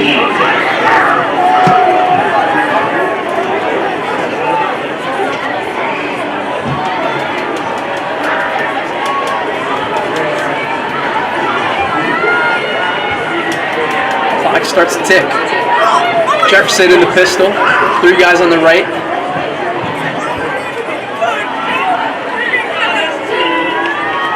Far in the backfield. Jefferson going to drop back the pass, has some pressure. He's going to roll around and run it himself. And Jason Jefferson with another flag coming in after the play. Number 15, Jason Jefferson. A couple yards on the play, but we'll see what the flag is. Flag on the play. That's going to be a late hit at 95. We heard a little bit from the mic already there. That's going to be a late hit. Yeah.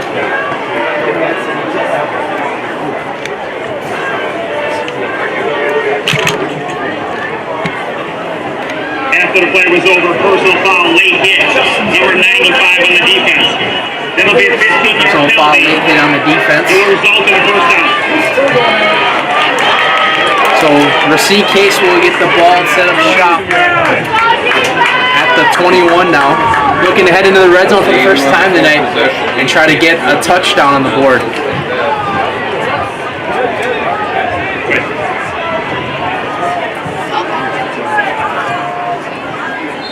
So it'll end up being a first and 10. Yep.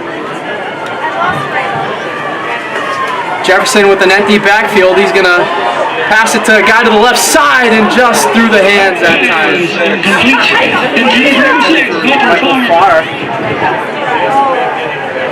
Far's been all over the place for Racine. Case today, the punter, the receiver, the running back, D-back. Well, the young man running for that sure looked up to his last. He's the Racine Case version of Dominic Walters. And do it all on any sort of side of the field, even the punt returner.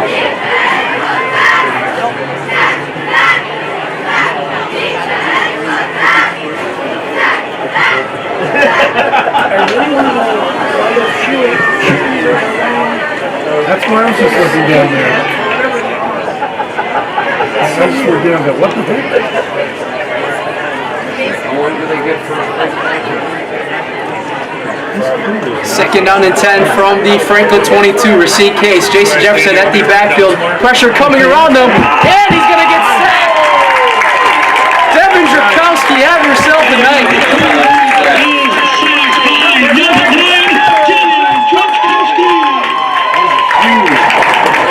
You know, Devin Drakowski just able to get to that line and comes through. He threw that line like a freight train. It's just been the story all night for Franklin on defense.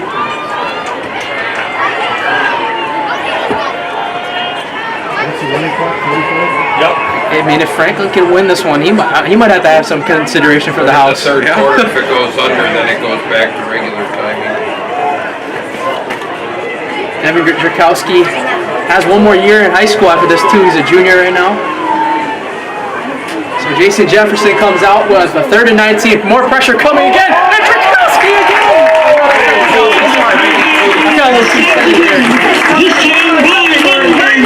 Number 92. Michael Sapagna on the sack that time. So 2 big stops and 2 sacks for Franklin that time. And now it's 4th down to 27. Franklin does it really well to bring the heat. Might as well go for it. You're going for it too. Kind of got to go for it at this point of the game. Already in desperation zone. 4 minutes left in the 3rd quarter. Down by 4 possessions. Guys, I think there's going to be a pass here. Going out on one. Jefferson gonna pass it, a screen pass to Far. He's got some blockers and he's not gonna get there. Wrapped up all the way. 12. Jackson Boldry had an interception in week 1 against Catholic Memorial. And it's a turnover on downs. Franklin's defense, unbelievable, Matt Peck. Yes, they get another stop there. And they punch this one in and run running clock track. It would have to be 1 touchdown, right? He like so team. It might have been loose the entire time. Yeah, I got it in though. That was a rarity. The camera fell right out of the tripod during the game. You're doing a good job though with it. Yeah. Make sure. Best will come back out. No matter what.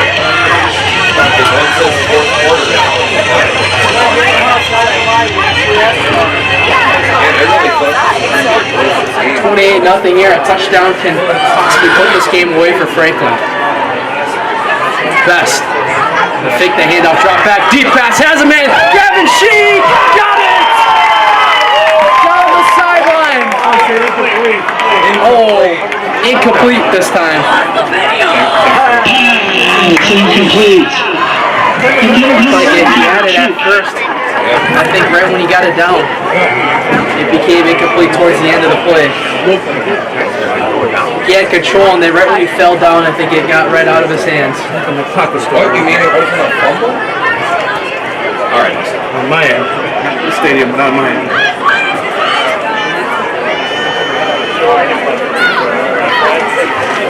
That was a beautiful throw from Keegan Best, though. 100%. Shows he can air it out like all these other quarterbacks that have came through here at Franklin in the past few years. He's got a guy motioning to his left. He's going to hand it off to Begley. In the run, he's going to cut up the middle for Sailors' first down.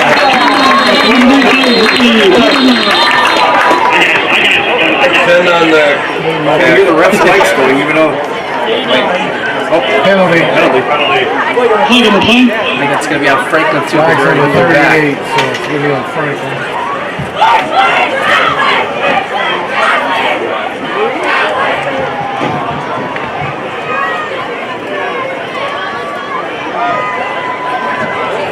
Holding. Offense. defense, number 62. 10-yard penalty from the previous. Holding on the offense, Vaughn Gabriel that time called for the hold.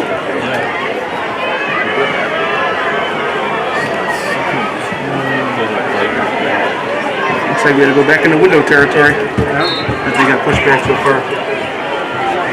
Working with what we got though. So 2nd down and 20 from the Franklin's own 25, Best. And drop back to pass. Has pressure coming in. Oh, he's going to hand it off instead to Beglinger. He's going to lose a couple yards. Or made the tackle. Luis Gonzalez, senior defensive end on the tackle that time. 19 had the carry, 4 had the tackle. Looked like Beglinger, Best looked like he got back to pass for the last second. He's going to hand out to Beglinger.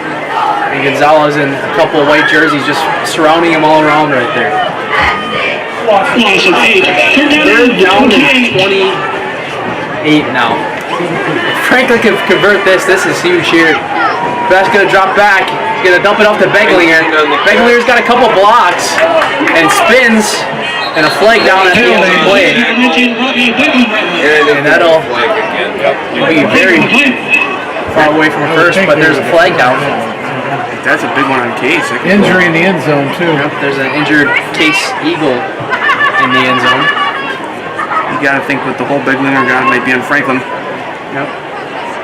Might have been a block. We'll see with an injury first. We'll take a 30-second commercial real quick, get one in. Be right back right here on Zaleski Sports right after this.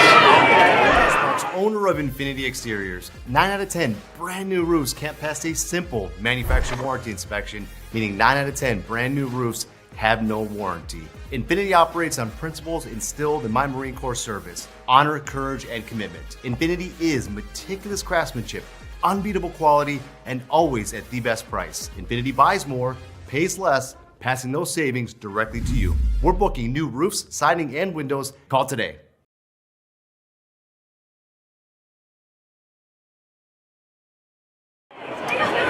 Back here on Zaleski Sports, the injured player's still down. Still don't know who that is in the end zone, but hope for all the best for him. The penalty was on Franklin. It was a holding on Nolan Hahn. They declined the penalty for 4th down. It'll be a punt right after, but it seems like the guy who's down in the end zone has been down for a while. Hope for the best for him. See if we can find some score updates while we're at it, though.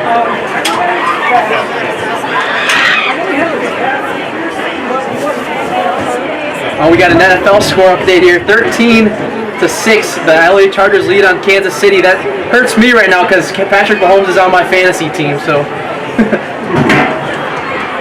that game's on YouTube as well, so you can watch us while you're watching the NFL game. It's halftime right now as well. Mahomes. What is the score again? 98 passing yards for Mahomes.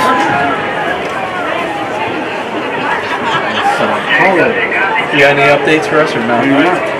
There's somebody new back returning. One.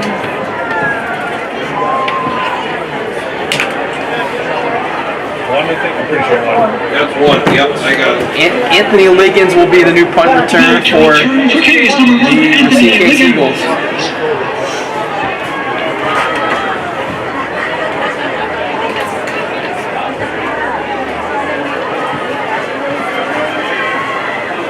Walters will punt it away. It's a high punt.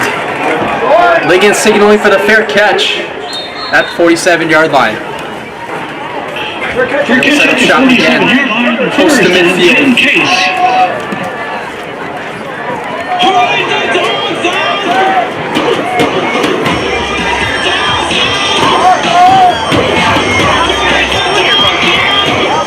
We're at that point of the game once again where Racine Case is in that territory where they kind of, I mean, we've seen crazier things before. They got to do it in a hurry now, down by 4 touchdowns. Yeah, it's one of those things where it's tough to say that way. Franklin's defense has been very tough tonight. There's some mistakes. Case has made an offense. And there's a couple big plays for Franklin, especially that one right before the half. There was a play that didn't go Case's way with the whole fumble and pick up for a touchdown, which after replay it looked like an incomplete pass. So a couple things that Didn't go Case's way tonight so far. Kind of want to make yourself some progress in this game tonight to look forward towards next week. Jason Jefferson, still the quarterback for Racine Case. Started the second half at QB1. Echols going to make a man miss. He's still on his feet, picks up the first down. He's got room to run. 30, 20, and inside the 20 into the red zone. A huge run for Racine Case as now they go into the tempo. They definitely need the touchdown before the end of the quarter, Matt Peck. Big run for Malachi Echols. Jackson Boldry on the tackle. Franklin, they're going to hand it off again. And the ball's out again!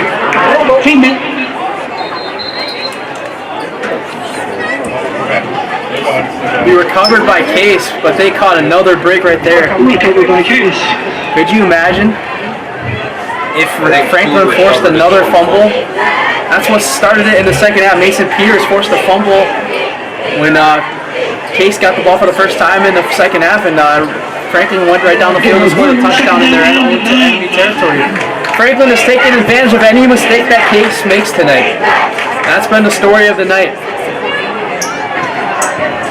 See, Case can let some time run down here. Second down and 10 from the Franklin 16. Jason Jefferson dropping back to pass. Has some pressure coming around, and Jefferson's going to keep it himself, and he dives around the 10-yard line. 15, Jason Jefferson, carrier. Going to be short of the first down at least. Tackled by number 7, Taylor Richter, and number 0, Chevy, 10-yard line here, so third down is 4. I mean, you got to go here, right? I mean, and even if you don't get this, you go for it. Yeah. Field goal's not going to do you no good. Down 4 touchdowns. It's not going to be no New England Patriots, Atlanta Falcons 28-3. All right, number 1 is in the backfield with 15. Liggins is in the backfield with Jefferson. 20 seconds left in the third quarter. Timeout, Franklin. I'm going to discuss the game plan here. I'm going to stay or take a stay? Franklin Athletics thanks Crowns Incorporated, a global leader in packaging and bottling technology. Remind you guys here in Zaleski Sports in the Milwaukee area. Our schedule upcoming next week, we will be at Oconomowoc for McWanago versus Oconomowoc in the Classic 8 play, and then the following week we'll be right back here for Franklin versus Oak Creek. That's tentative still. We're gonna see our options, but most likely gonna be here. We're gonna start a flex policy probably week 5 or week 6, where if there's a game that's more demandable this time of year, we'll start a flex policy probably around week 5, week 6. So week 6, we don't know where we are yet. That was from the beginning. Week 7, it's Homestead Cedarburg, and that's still a flex too, possibly. Week 8 is a flex morning. Week 9 is automatically a flex because there's no game. So next week is like our only confirmed game so far. Yeah, I mean, we do this based off of matchups on how records look and everything. Coming out of the timeout, 3rd and 4 on the 10. Third down and 4 once again. Racine Case looking to punch it in the end zone for the first time tonight. Jason Jefferson drops back to pass, has some pressure, going to run it himself again, and he'll get decked by Tyler Richter. 7-95. I think he had enough for the first down that time, but they're not going to have it. Trying to go tempo here with 13 seconds. They had to move the ball here. Looks like they're going to try to run one more play before the end of the quarter. Jefferson, first and goal. They weren't set. They weren't set, so it's going to be a flag and set them 5 yards back. Case had picked up the first down, first and goal. Ball start. 6. Half the offensive line. Half the offensive line with the false start that time. Everybody wasn't set that time. It looked like they were kind of in a hustle. They want to really, they can sense that they want the points on the board. They want to get the goose egg out of there.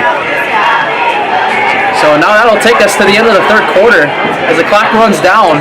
28-0 Franklin lead. That's been all Sabres all night long. The number 1 ranked Franklin Sabres here in the Zaleski Sports rankings. They're 1 quarter away from being 3-0. We'll be right back for the start of the fourth quarter. Stay with us, folks, on Zaleski Sports. We'll always stand up and salute. We'll always recognize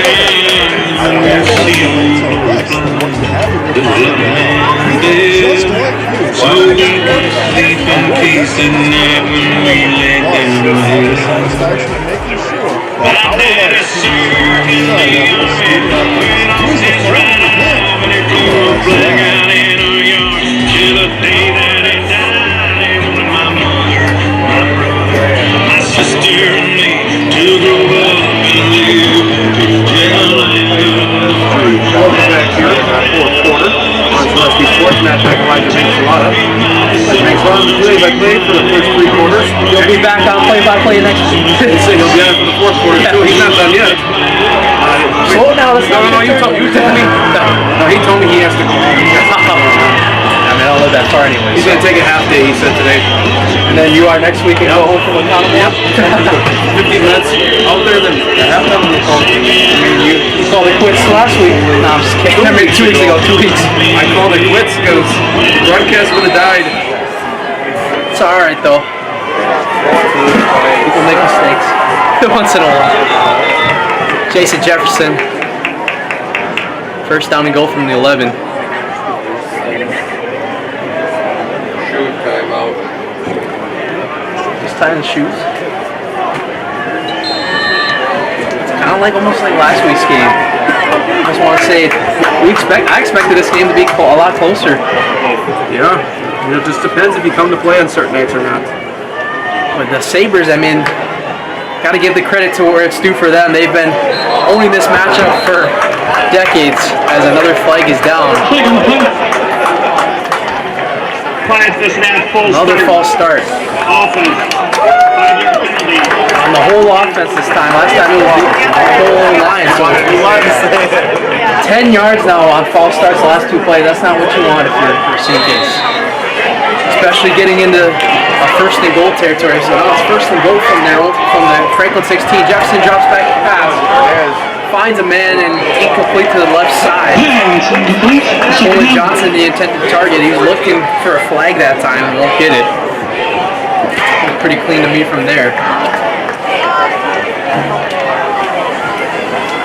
Like I said though, for Case, 28-0 down 4 touchdowns here in the fourth quarter. It's one of those things we want to score here and just kind of get yourselves in tempo. Like what do we need to work on? Get ourselves knowing we can score on this defense, just in case they somehow meet the playoffs.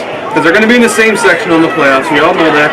They're going to be in that southern sectional together. I think a team you got to watch out for now too after Franklin is Kenosha Bradford. I mean, we got Tremper tonight. Jason Jefferson gonna get the handoff to Anthony Liggins. He get tripped up. 54. Section's gonna be real Cunningham on the section's gonna be very interesting. Muskego, Franklin, Lincoln, Badger as well. Oak Creek. Kenosha Bradford. I mean, you can go. No, they need to, but Muskego, Badger, or Franklin are the leaders for the 1 seed right now. Obviously, Kenosha Bradford, they could do the impossible, not the impossible, but do the crazy in a couple weeks to beat Franklin, and we would be having a different conversation. So, gotta give credit where it's due to the new head coach Steve Morris so far down there too. Lots of new coaches in the SEC this year. Jason Jefferson rolling back to pass, has pressure coming, he senses it, and he's gonna get taken down. 8:54 combined. Eli Deutsch and Theo Cunningham wrapping him up. Sacks have been the main story on defense for Franklin tonight. It'll be 3rd down and goal from the Racine Case 13.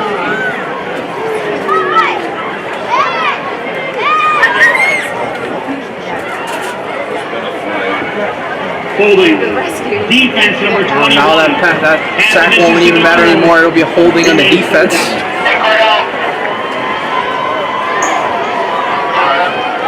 they're not getting the first down. Sure. I don't know. They're not moving the. I think it's still 3rd down. 3rd down is it? Usually they don't. It's defensive holding. Defensive holding. Yep. I mean, it's because it's a goal situation here. Yeah. So 3rd down and goal from the 7. Case gets 7 yards out of it. 15 and 6 in the backfield. Farms in the backfield with Jason Jefferson. Jefferson gonna hand it off. Fake handoff. Tyler Richter is right there on the tackle on Jefferson, and it's 14 goals. On the 5-yard line here. It's pretty obvious what they're going to do here. Go for it. Yep, just go with your Anton Graham. You know, we probably could have told him that in the third quarter, which he did. I mean, he sensed that they were in a deficit early on and went for it earlier. Like I said, this is kind of a quarter for Case. You're going to kind of get yourselves right. Know you can score on Franklin's defense because you might potentially have to come here as a seed in the playoffs in the second, third round. You never know. So one of those things you got to look forward now and get them on film and kind of get what their defense is doing in the second first last year.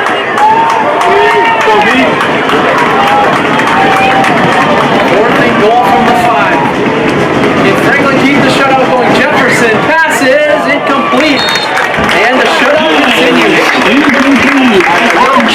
Another stop for Franklin. What's new? Seems like it's a night full of Franklin stops. But you gotta hand it to defense for Franklin. And who's the defensive coordinator? Is on the sheet?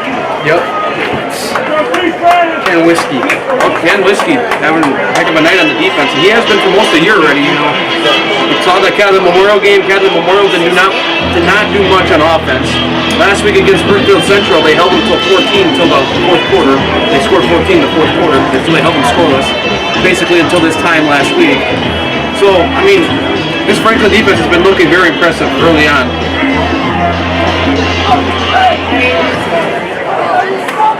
Well, next week, the Sabres will travel to Racine Park. They got the Park Panthers. Racine Case has Kenosha Tremper next week. Best gonna roll back to pass. When to get outside the territory, Gavin Sheik rolling outside.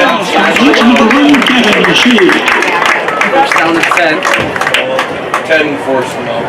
Forced out by number 10, on the tackle.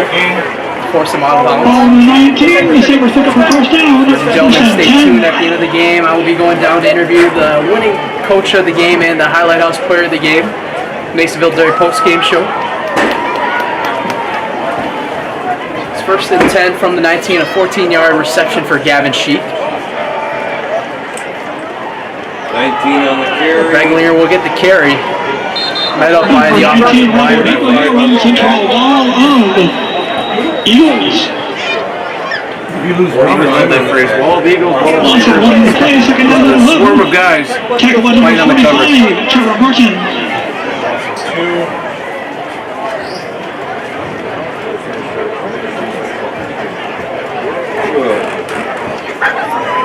That's a 2. Second down and 12 from the 17-yard line of Franklin.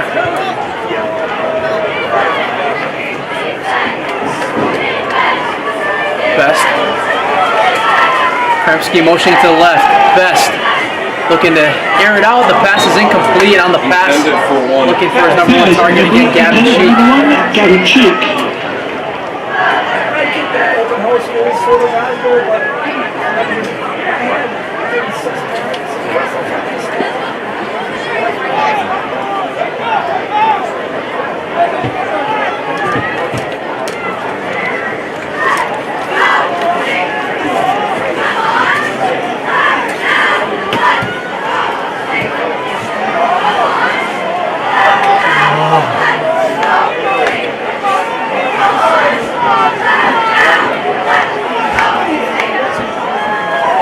We're down in 12 from Franklin 17. Best drops back to pass. He's going to go take the deep shot here. Has a man, and it's incomplete. Nolan Hahn was his intended target. For 5, tipped by 5. Tipped by number 5, Jalen Garrett. Jalen Garrett. Penalty down on the play. There's a penalty, you said? Yep, I saw a flag fly out. It'll be interesting. Deep down the field too, where the pass was, so I think it could be pass interference, I believe, for Franklin. I'm not sure though.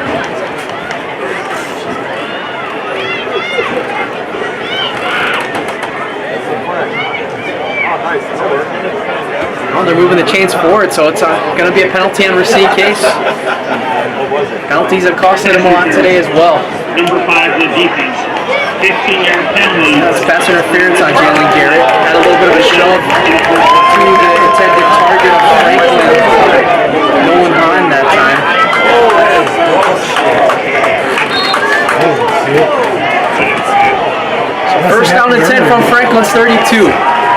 under 9 minutes left here to go in the game. Best changing up the play a little bit. And he's just going to hand it off to Robbie Beglinger.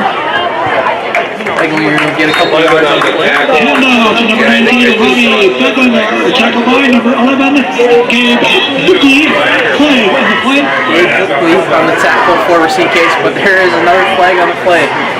We're good. Oh, we're good. Number 37. You said it didn't stop the clock. I was like, They must have screwed something up.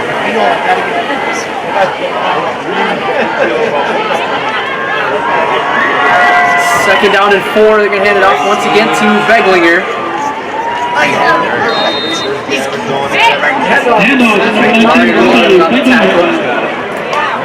53. Tackle by number 53, Camarion Williams. Flag on the field. Flag on the play. Like all of a sudden, there's been tons of flags. Like the last couple of plays, couple series. Where did they spot the ball? 38? I think they spotted it on the 40s. I think it's 82. They haven't. The guy on the top side is standing on the 40-yard line. After the play was over, personal foul.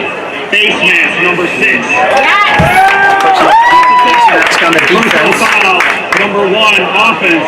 Those penalties offset on the offense as well. Gavin Shute. Okay, so 0 for after. Gain of 2 on the play. Second down and 4. That's 3rd and 2, isn't it? Penalties offset 3rd and 2 after the carry from Beglinger. That's a 2-yard carry. Correction, 3rd and 3. Penalties offset. Clock will roll now after the ref signal.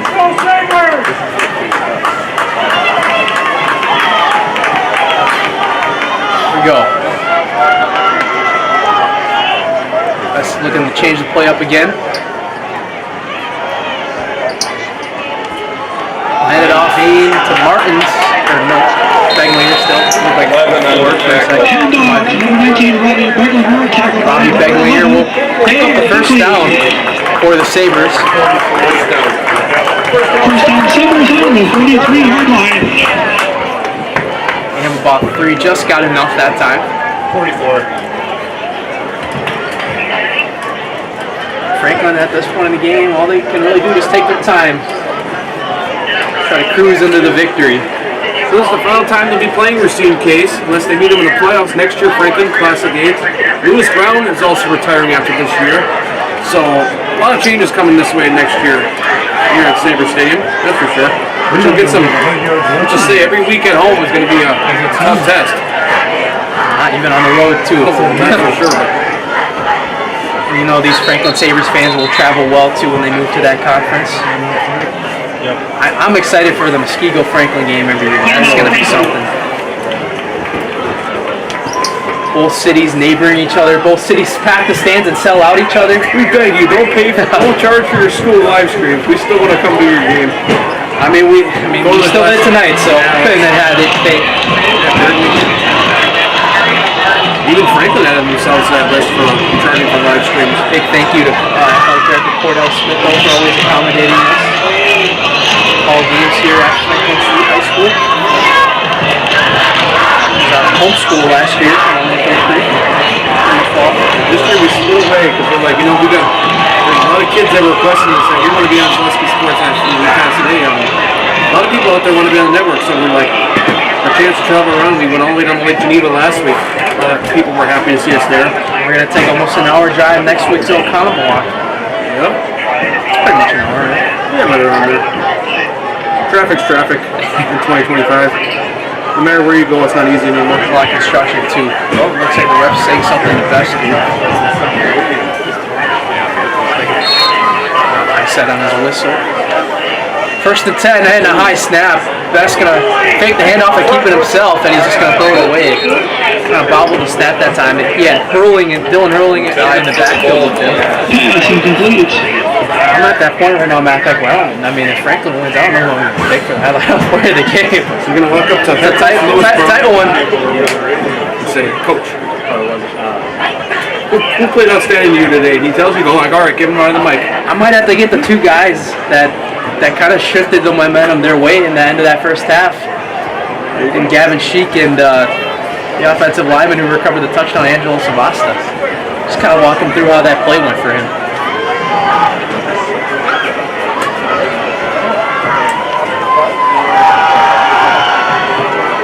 That's going to hand it off again up the middle to Curley. 4 and 5 on the tackle.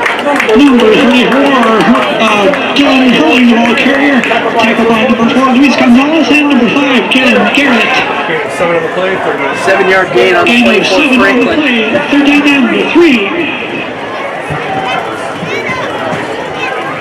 Time continues to roll here. There's no official running clock, folks, until 30-point lead, 35. 35 or more, right? We were in that territory last week at Lake Geneva Badger, which was a surprise.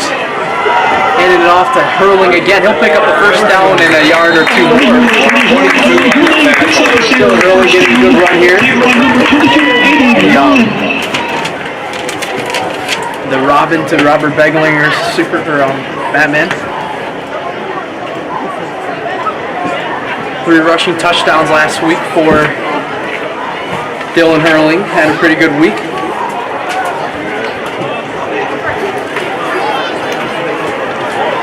.228 rushing yards last week for the Franklin Sabres against Brookfield Central. It's quite a performance.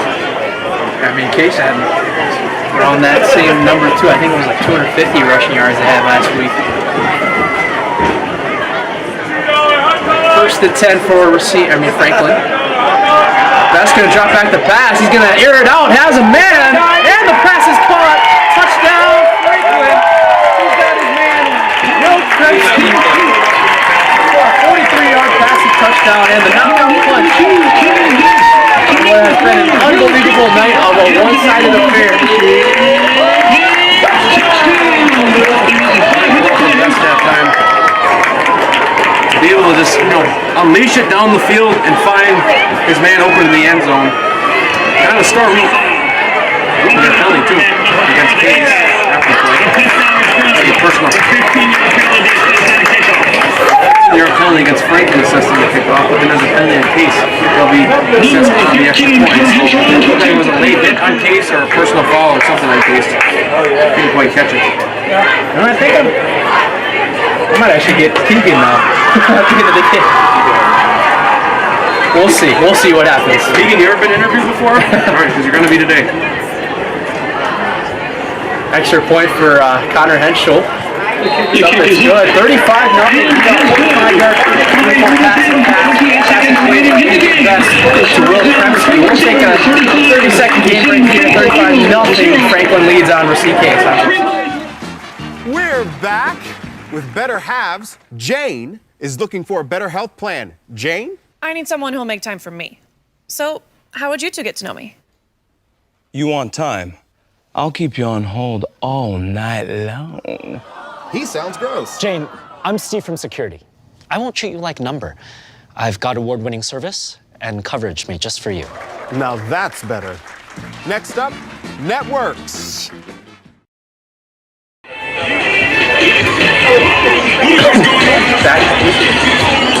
Back here on Zaleski Sports, 35-0 Franklin lead on Racine Case. Elijah Banks-Lott alongside Matt Peck here on Zaleski Sports. All one-sided affair for the Franklin Sabres, #1 ranked in Zaleski Sports VIP rankings, by the way. Check those out every week, every Tuesday they release. $5 a month. Sports.com. You probably spent your money on more things that are wasteful. You have a gym membership, that's no excuse. Yeah, there you go. 5:28 left to go. We're going to kick it after the penalty. It'll be a touchback.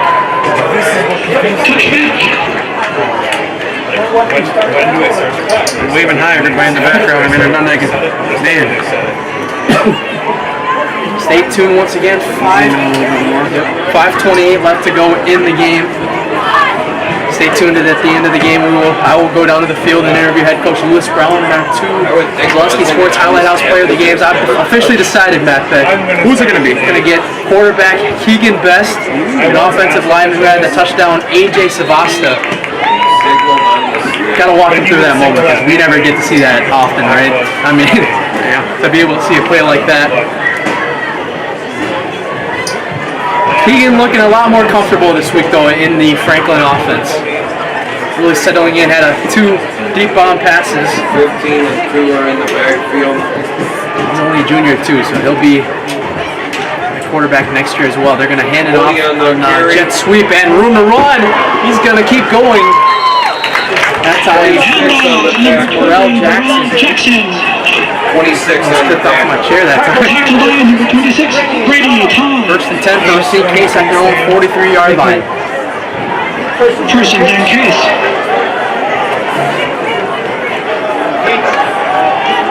Jefferson going to hand it off again to Malachi Eccles, who runs to the right side, has room to run.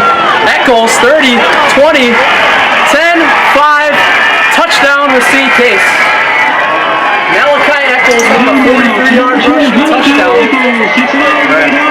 say 57-yard rush touchdown on the other side of the field. No flags on the play, and there you go. Get something on the board before you head out of here. Malachi Eccles, a senior running back. Leading rusher last week, strikes again tonight. Does the clock stop on scores? It does stop on scores. You stop the clock when you score, right? It will stay. CK is faithful. Not a lot to cheer about tonight, but they finally get something to get. Number 36, Giovanni Gonzalez on to attempt the quick after. 57-yard run for Malachi Eccles. Number 23. Gonzalez. I think he's listening. That's snap. Kick is up and is good. With 4 minutes out. 35-7 game. 57-yard rushing touchdown for Malachi Eccles. What do you want to do here? Stay or take a game break? Let's stay. Let's get some score updates. All right, we let's haven't see. checked those in it seems like forever. I don't remember talking about the other teams. Let's see. Skigo was way ahead last I saw. Keep us entertained here while I pull it up.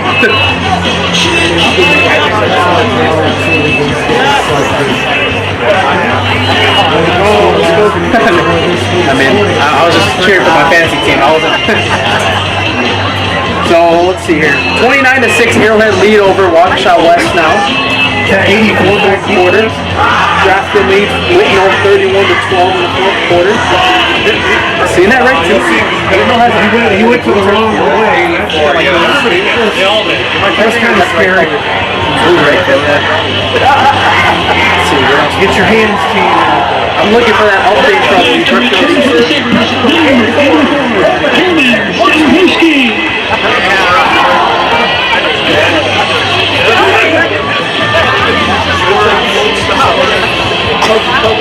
Oh my goodness. Alright, here we go. Brookfield East leads Sussex Hamilton 21-7 at the end of the third quarter. So Sussex Hamilton on upset alert early on at Brookfield East, on the verge of going 3-0 to start the season. It used to be a powerhouse last night. They won a couple state championships. Might have to be a flex game, huh? Maybe you can find a good opponent for them. A lot of good teams in that conference. Brookfield Central, Marquette, Sussex Hamilton, obviously they're playing tonight. 23's kicker. Who else? Germantown. Kicking off number 23, Giovanni Gonzalez. Giovanni Gonzalez with the onside kick. And it's recovered by Frankie. Cameron O'Brien on the recovery. And the running clock continues to run.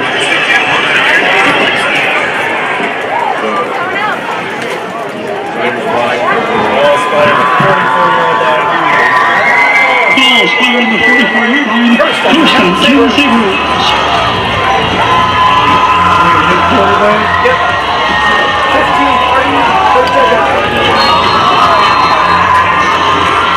Quarterback in the game for the Sabres.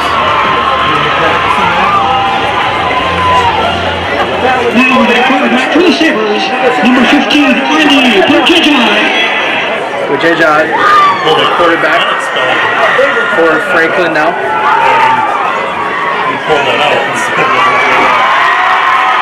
Hand it off up the middle. It'll be short.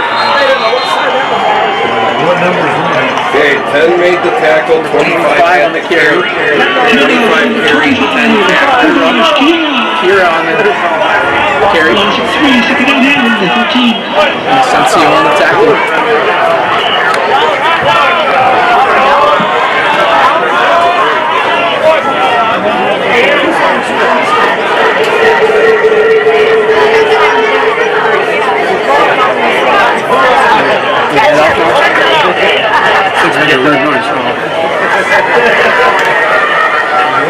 Sorry guys. Look like trying to fix the sound for a second.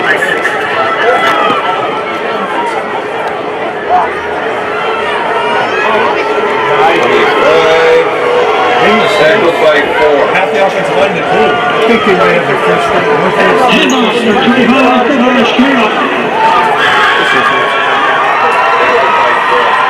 Don't turn it up all the way. I don't want to turn it down a little bit more. I don't want to blast my ears. Oh,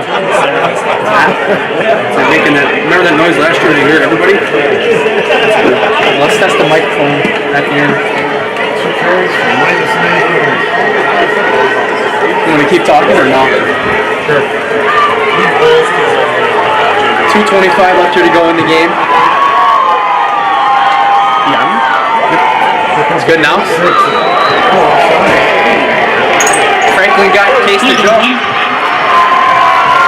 You want to try the microphone now and see if that's all good? Horseman on the defense.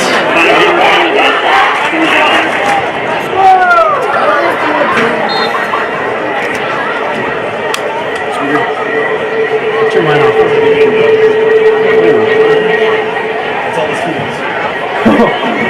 Even with the volume off, it's doing that. So, I don't know.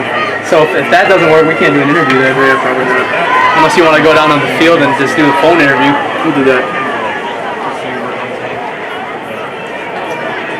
Oh, here, why don't you put in the chat then at the end that sound is gone. That's very weird. I'm off, right? Or turn me up or something? You can still hear us. Original flag on the play. Well, you can't hear us still, right? That's the thing, right? Timeout, Franklin. That is it. You know what the weird thing is? You can hear me, but not through here. It's through that. Yeah, we had the issue with that. I guess I can keep calling it then, right? Keep calling the game.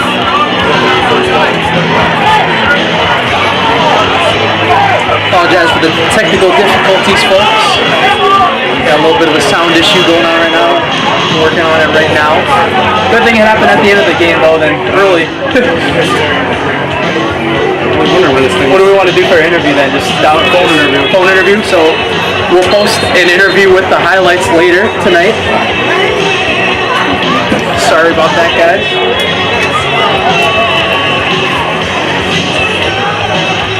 Sound's coming through the camera only right now, so.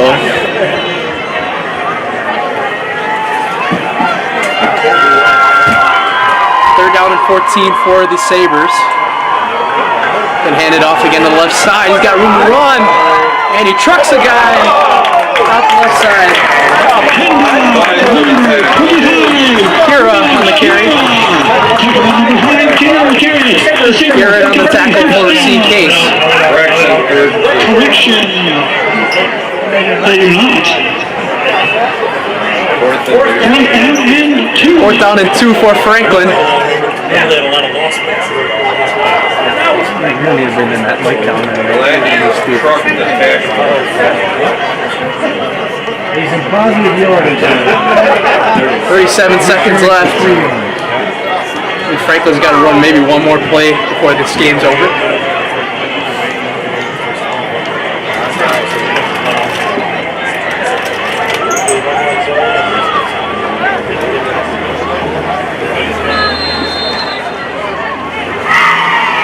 first half delay game offense.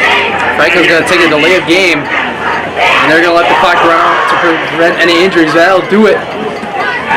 Franklin Sabres win in thrilling fashion against the Racine Case Eagles for the last time to start their conference play ways. 35-7 is the final. The Franklin Sabres are 3-0 on the year. Case falls to 1-2. Bruce Brown's retirement tour right now off to a really good start in conference play.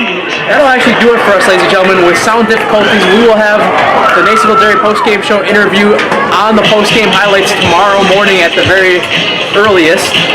We apologize for the sound, but we will be right back with you next week from Oconomowoc, from Mukwonago at Oconomowoc. Matt Peck will be on the call for that, but what a thrill here. Opener, Franklin defeats Racine Case one more time, 35-7.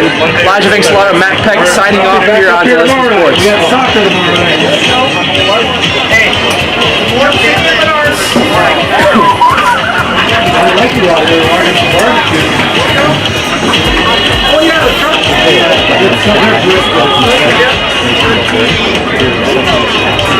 Oh my God.